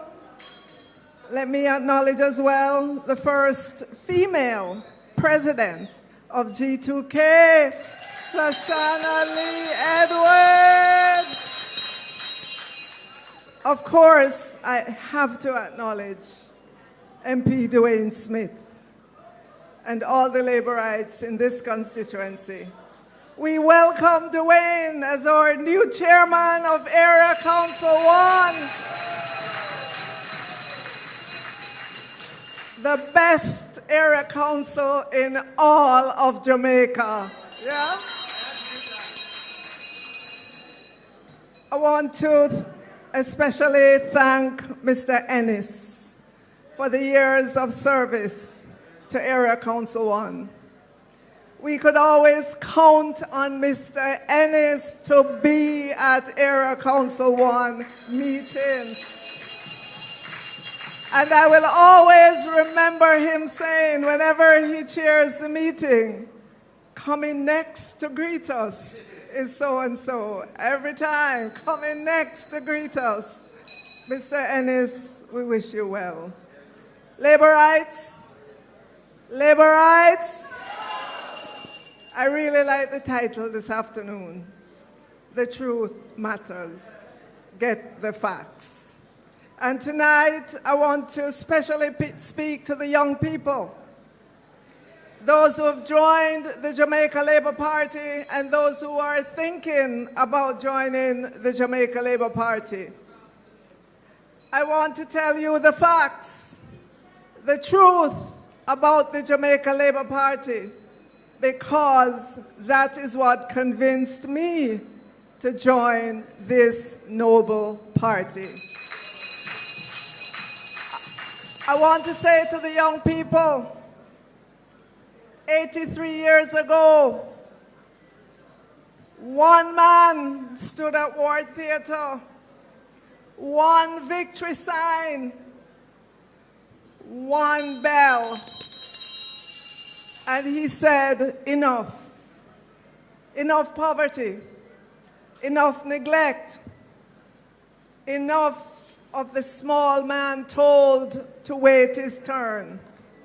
And that man was Alexander Bustamante. And from Bustamante to Sangster, to Shearer, to Siaga, to Golden, to the Honorable Prime Minister, Andrew Holness, every generation of the party has been ringing the bell. We are the Jamaica Labour Party. And I have to remind our young people about another fact. In 1944, under adult suffrage, universal adult suffrage, every domestic worker, every farmer, every Jamaican got a vote for the first time. Think about it, labor rights. In all the centuries and centuries of the history of Jamaica, it was only in 1944 that Jamaicans got to vote. And what do you think they did with that vote? They chose the Jamaica Labour Party. 22 of 32 seats. So I say to all of you Labourites, we not just come. We're there a long time. And we're going to be here for a very, very long time to come. We are a real movement. In recent years, the Honorable Siaga brought us back. Bruce Golden brought us back. Andrew Holness brought us back. Not once, not twice, 3 times in a row.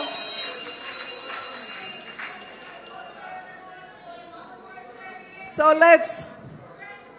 let's talk some real numbers, because numbers don't lie.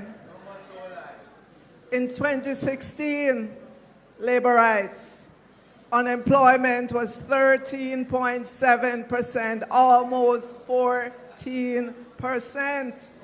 Today, we've recorded the lowest ever unemployment. Debt to GDP once was about 140%. And if you wonder what that means, what does it mean to have 140% debt to GDP? It means that if we continued like that, every Jamaican would be walking with one hand in front of them and one hand behind them, because all of what we earn as a country, or most of it, will be going towards paying interest on the debt. Now, Jamaicans, the debt is under 69%. And it's heading to 60% by 2030. Even after Hurricane Melissa, the worst that the planet has seen, even after that, not one credit rating agency downgraded us. Labor rights, that is not luck. That is hard work. That is discipline. And labor rights, you know that we increased the tax threshold. When we came to power, it was about $500,000. Now it's at 1.9 million and heading to $2 million. Labor rights, some 4,000 more police are on our street. Policemen and women are there to protect us. Murders are down, and I see our minister over there, to the lowest level since we started counting the numbers. And Bustamante, small men and women, are standing right here today in the middle of it. It's a young woman who walked out of heart with a trade. It's a young man who was able to get a job for the first time. But labor rights, we have not arrived. We still have work to do. We still have an energy sector to transform. We have a public service to modernize so that they can better serve the Jamaican people. And labor rights, I want to say to you, we are enjoying the third straight victory. But labor rights, it is not a trophy to put on the shelf. It is a debt we owe every voter every single day. So are we the party that built the nation's independence? Yes. Are we the party that is building its strongest economy? Yes. Are we the party still standing for the small man and woman, exactly like Bustamante in 1943? Labor rights, Bustamante rang the freedom bell in 1943. Tonight, that bell is in our hands. We are the party of the green color. We are the party of the victory sign. One bell, one Jamaica, one Labour Party, one and to hold this. Ring the bell, make me ring the Labour bell. Ring the bell, Jamaica, ring the Labour bell. Thank you. So many achievements, make we tell the people. All right, thank you. Now, ladies and gentlemen, justice is an important aspect of the Labour Party's policy. Notice in Parliament the other day, whole heap of excitement. But we probably have easily the best justice minister ever since independent Jamaica. Let's welcome the Honorable Delroy Chuck, Minister of Justice and Constitutional Affairs.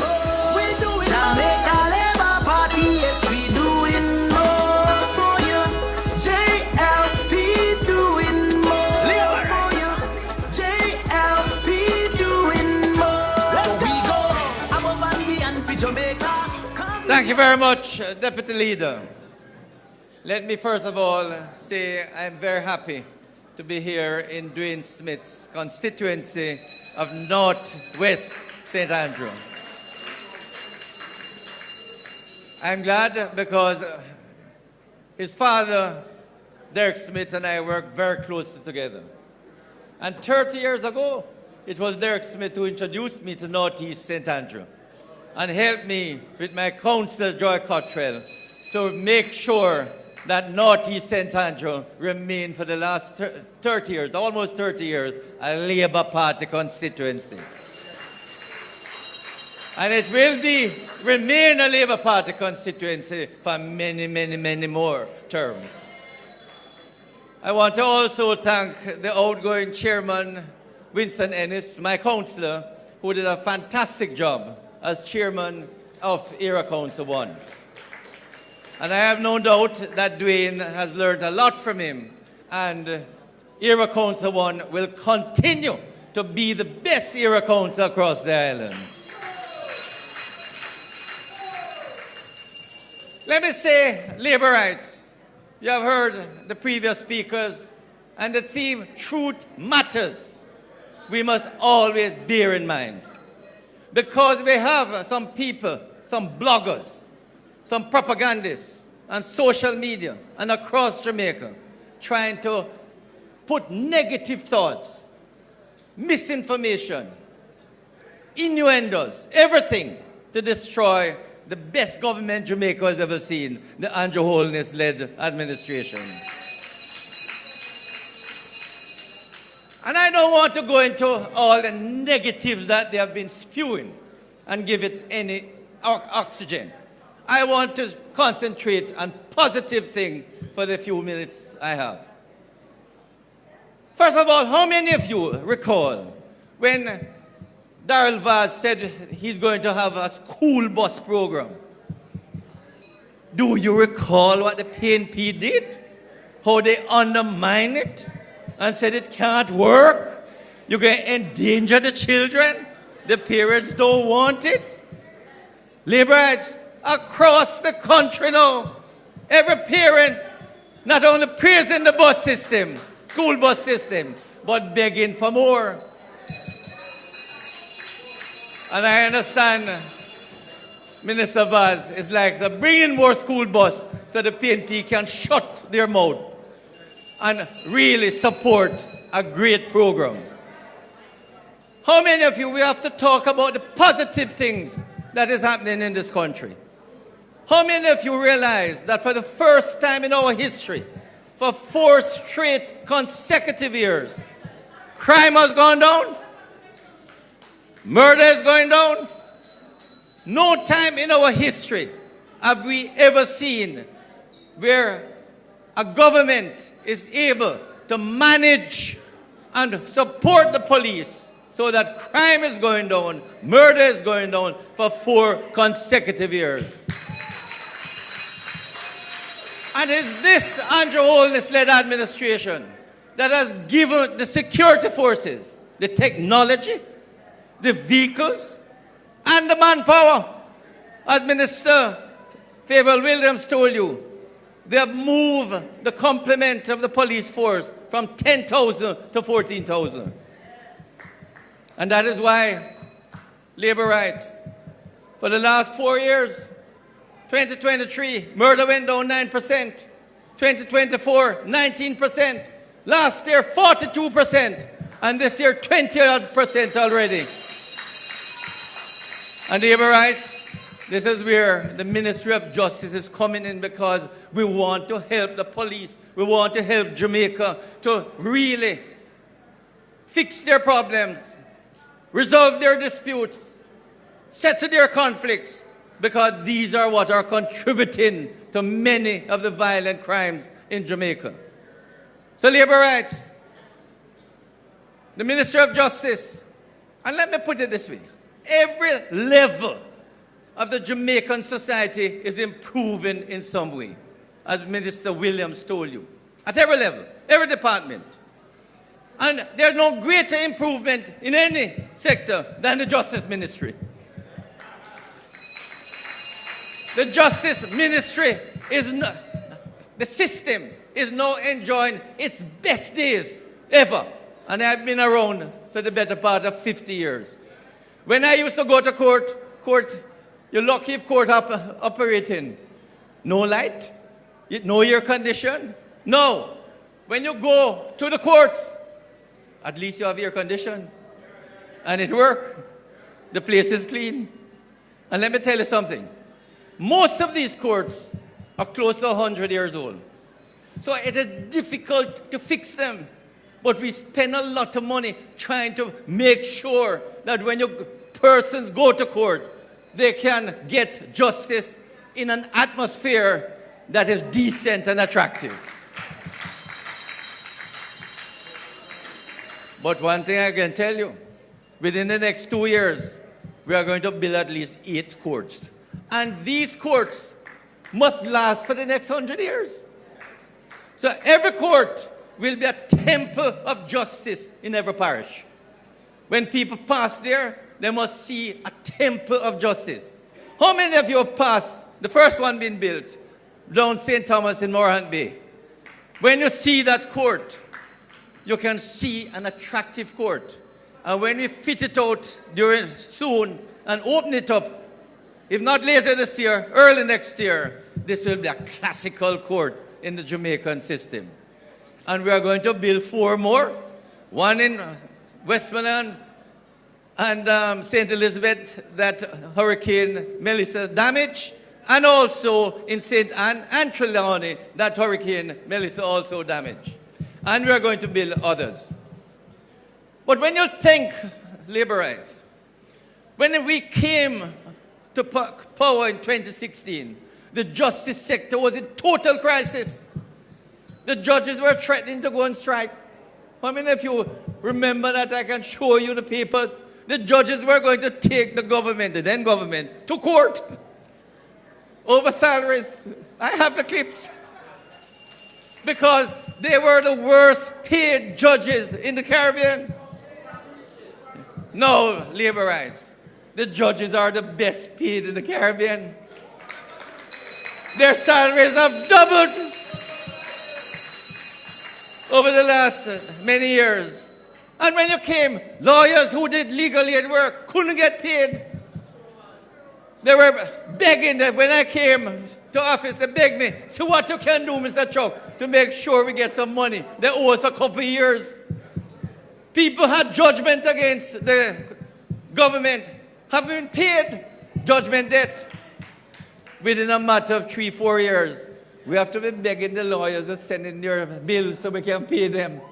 We have to tell people if you settle no debt on a judgment, we can pay you. So for the last 4, in the second term, from 2018, we don't owe nobody. We don't owe no lawyers, and we don't owe anybody who have succeeded in any case against the government. That is the Andrew Holness-led administration, the success of our ministers of finance to be able to garner the revenue that the Ministry of Justice can get things done and make sure that our people can get what they deserve. And then we started, well, you know, my friend talked about expungement. I'm glad you mentioned it. Because only this year, less than 3 months ago, we changed the expungement, widened the Expungement Act so that more people can get their records expunged. These are persons who, yes, have offended. But for the last 10, 15, 20 years, they have been trying to go and live a straight life. And finally, they were able to get the opportunity now. And I'm happy to report that we increased the number on the committee from 5 to 9. And I told the members, make sure that you meet regularly and remove the backlog of almost 2,000 cases. And the backlog has now been removed. So all applications before 2026 have been dealt with. So persons now who have cases, who have been convicted and are going straight, you can apply and you might get the record expunged. One area that we have not yet expunged are those persons who have been convicted for gun offenses. And I say to those people across Jamaica who have guns and creating havoc in their communities, put it down. Because if you use it and you get convicted, you have a whole heap of problem. And you could live with that offense for the rest of your life. So think about it as you move with your gun. Make sure you get rid of it. But let me say, labor rights, we must support the police to bring crime even further down. And we must work closely with the police. But we must also work with ourselves.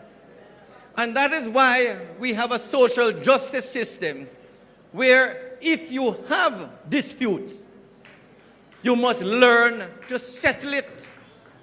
You don't have to pull knife and threaten people. You must find a way that when you have an argument, when you have a disagreement, you can settle it. Labor rights, we must be calm, peaceful, harmonious people. And I want to speak about how you can ensure now that you live the life of peace.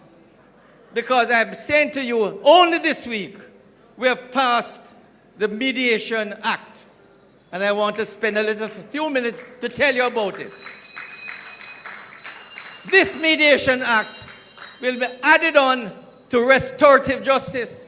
And you know, my friend Dwayne Smith said, there's a restorative justice center in the Pembroke Hall Center, and it is saving lives.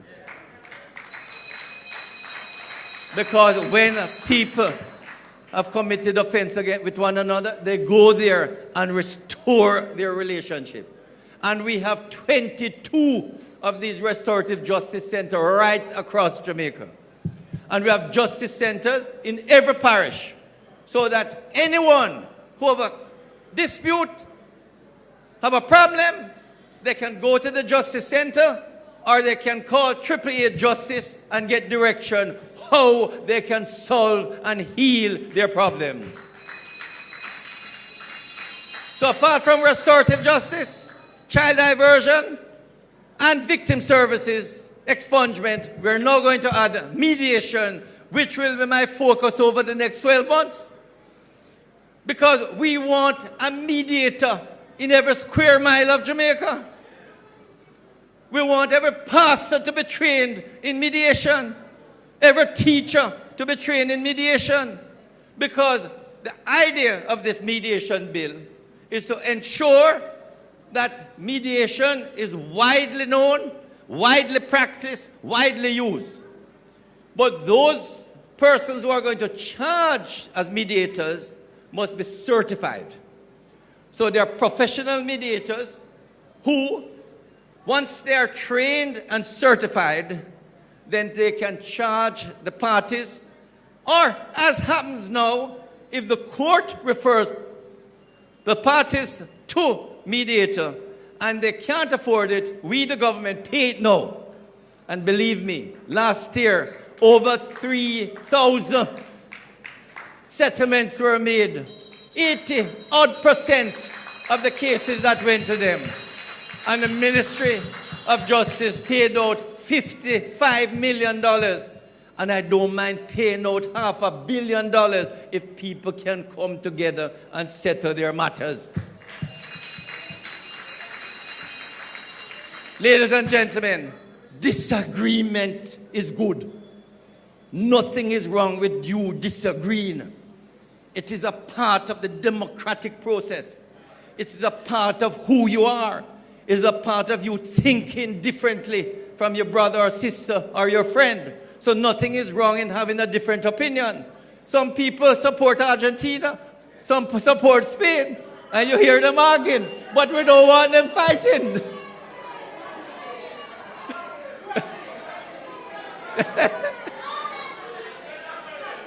So, what I'm trying to say to you, that is so generally in any human relationship. you're going to have disagreements. But when you have disagreements, you must verbalize it. No reason to tighten a fist like the PNP, like you want to punch. You must open your hand and say, let us talk about it. Let us talk about it. And that is what mediation is about. When you can't together settle your argument, we are going to ask people across Jamaica, if you can't settle your argument, you can't settle your dispute, you can't settle your contractual arrangement, go to a mediator. Go to the Justice Center and we will appoint a mediator to assist you to resolve the conflict that you may have. Ladies and gentlemen, it is working, I tell you, 80% of the matters referred by the courts to mediators have been settled. And so this Mediation Act now is to ensure that we expand it to communities. Not only to communities where communities can refer to mediators, and we'll explain further how it will be done, because we are going to have what you call mediation service providers who you can contact and they will assist in providing the mediators. But apart from that, we are going to try to expand the mediation even more in the courts. But if parties, before they go to court, can just go to a mediation or get a mediator, we can have less burden on the court. The court is overwhelmed, and there's no need for you to spend a whole heap of money, hire high price like lawyer like me to come help you settle. You go to a mediation center and you get a mediator, and if you can't settle, then you go to court.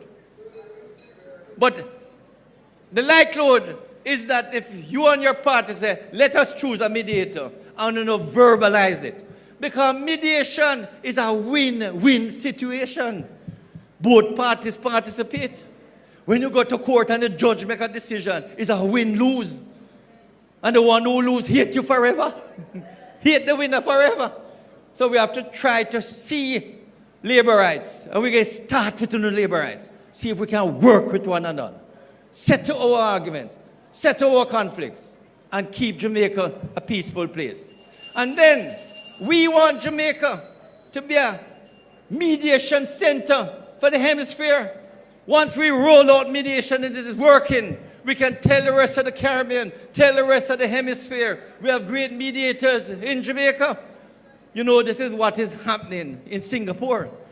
So we are ratifying now the Singapore Convention on Mediation, because countries, Indonesia, Australia, everywhere, they go and settle their arguments, their problems, their contractual arrangements in Singapore.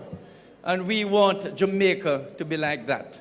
So those are some of the objectives of the Mediation Act. And labor rights, you're going to hear much more about it from me over the next month or so, because every single one of you, we're going to pay the trainers and the mediators to come and sensitize communities about mediation. We want people to be trained in mediation so that people know the strategy, how you get people to control their anger, how you get people to say, calm down, no? Let us hear each side. Let us hear each side, because it's not only one side, you know. The other side have something to say. So if both sides can really utter and say what they want, then the likelihood you can verbalize and settle it. And that labor right is why this justice ministry is the best ministry and the best justice system we are having, because we want our Jamaica people to live in peace and harmony. And we want Jamaica to be a first world country. And it can only happen under a Labour Party government. Well, all right. So let me say this. Labour rights. You have heard from the previous speakers, especially Minister Williams, you have a challenge there whenever the PNP is in power. They're always critical, looking for something wrong, looking for an argument. You hear they're the most vocal people in the community. Cuss off everybody. That's not us laborites. When you cuss, when them cuss, you just ignore them. Don't get in any argument with them. Because we, in the Labour Party, right across Jamaica, we want to make sure that Jamaica can be the peaceful place that God meant it to be.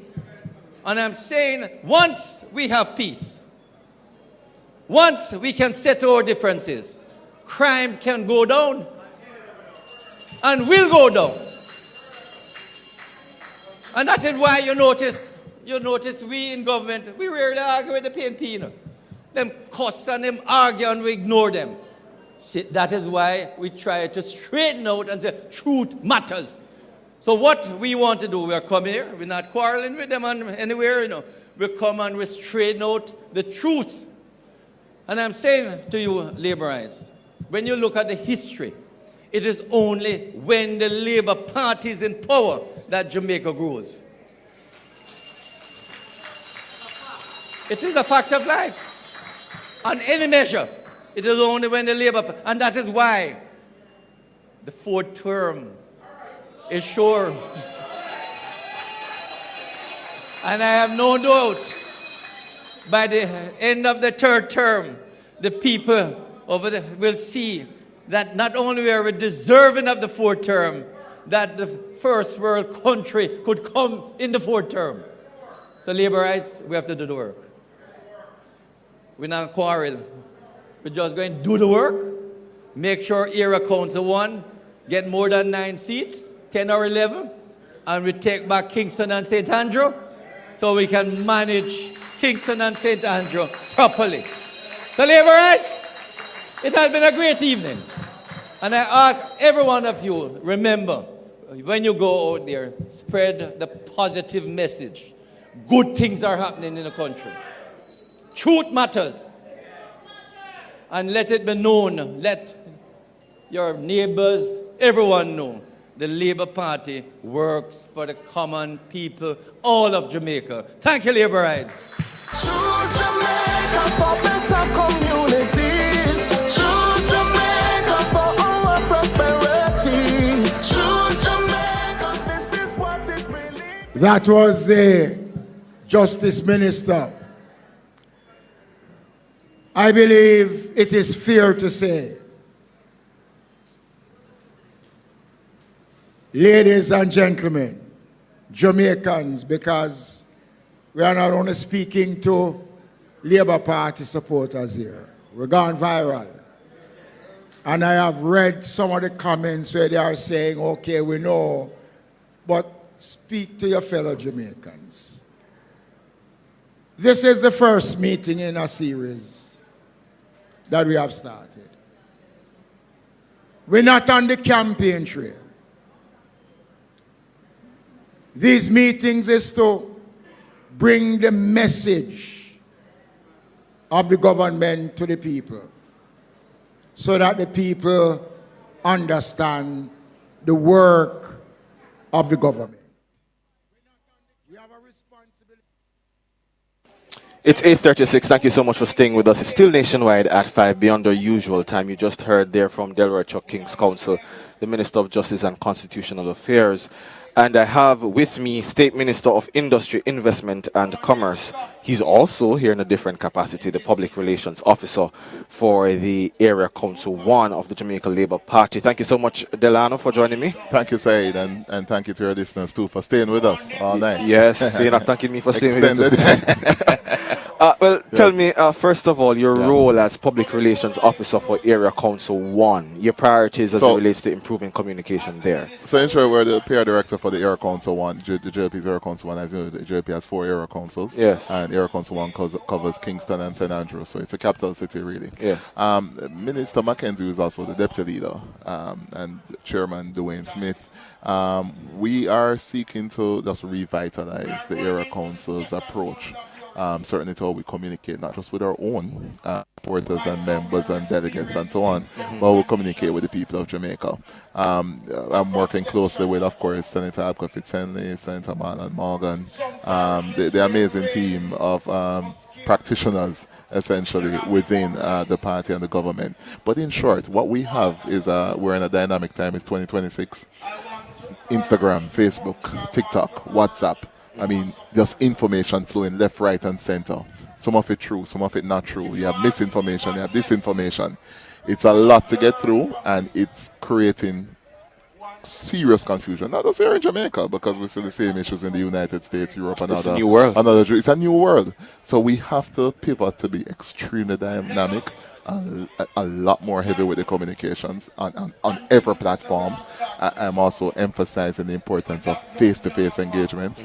I don't know if it's the COVID-19 pandemic that helped to speed up this digital era. Everybody's talking on video calls and so on, but we have to flesh that old school approach of us meeting people, talking to them, looking them in the eyes, and explaining to them what's happening.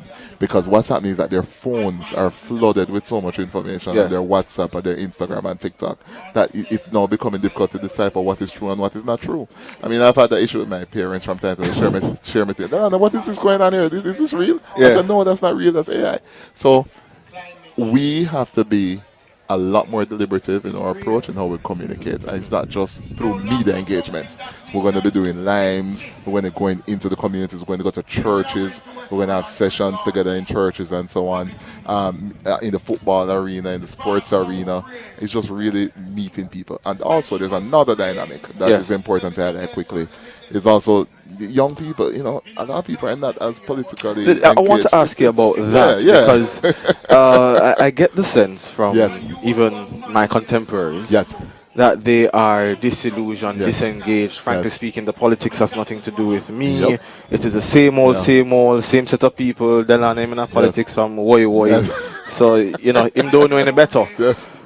What message do you get across to them to say, listen, you are important. You need to come and vote whichever way you vote. This is the message that we are bringing. How do you envisage bringing them back into the fold? This is something I read a lot on because it's a problem in pretty much all liberal democracies now, where people are just tired and just exhausted, and there's just a lack of interest in that mainstream sort of hardcore politics. And you know what? The politics needs to evolve with the people too. In the interest of the country, of course, and whichever country you're in, it needs to evolve with the people and stay in line with people as much as possible. Even within my own constituency, which is a dynamic constituency, middle class, upper class, lower class, we are engaging the youths at their level, you know, in their sports clubs, in their traditional youth settings. And what we do is, listen, we can organize you better, structure you out, you connect with the Social Development Commission, register your youth group. You don't have to be political, and I'm not asking you to. If you're supportive, wonderful. If you're not, you know what, whatever. Hopefully you'll support me in the future.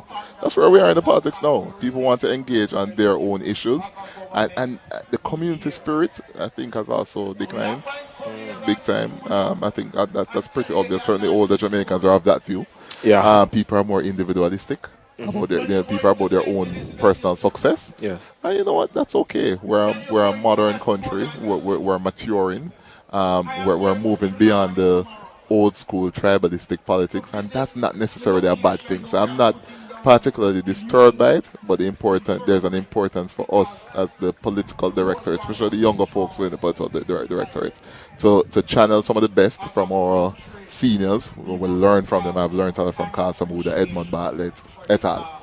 Learn the best of them, and then see how now we can use our dynamism to bring a new energy into the political space. Let me shift from Area Council 1 and PRing to your portfolio in the political directorate, State Minister, Investment, Industry, Commerce.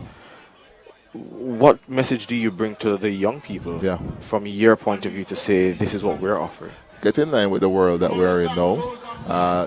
The life of having one career, maybe in some specific fields, like okay, maybe if you want to be a neurologist or a gynecologist or a lawyer, well, not lawyer, but you have to have multiple pots on fire now to survive in the world that we live in. It is what it is. Unless you're rich and you have a trust fund and you're set, then fine. Or you're comfortable just being, cool and easy, that's okay too. But you have to have multiple pots on fire. The Ministry of Industry, Investment and Commerce, which is our business ministry in short. The Companies Office of Jamaica is there, so register your businesses. The Jamaica Business Development Corporation is there, so we can guide you on how to develop your micro and small business. When you register the business, and just tax them, And and we explain to them that there is a tax threshold too. So there are a lot of opportunities, and well, you know it as an attorney. Yes. There are opportunities there, but registering a business also helps you to get out there in a more formal way and to get better clients too. Yes. And that's one of the problems I'm having. So I see Indians come to Jamaica, Chinese come to Jamaica, Ghanaians come to Jamaica with nothing, zero. And yet they build a successful business. And what is that? It's luck. It's because of hard work, grit, and focus. You have to have multiple parts of it. And Jamaicans understand that, And the Jamaican who migrated to New York 30 years ago and have 3 houses now know exactly what I'm talking about. You have to be dynamic, and the opportunities are there. The country is expanding. The economy is going to be expanding exponentially. NARA is going to open up a lot of opportunities. Position yourself for it. Very well. Well, you heard it. And that is all the time we have. Special thanks to my super producer, Sonia Stewart, the technical engineer, Jeremy Compass, technical operator, Andrew Books, Glenn Anderson, there in studio, our sales team, our videographer, producers, Dana Davey as well, and all of you who make this show possible, our sponsors, our viewers, all of you that stuck with us. Thank you so much. And of course, thank you, Delano, for joining me this evening. That's all the time we have. Until next time, until tomorrow evening, I am Saeed Banana. Take care. Get home safely.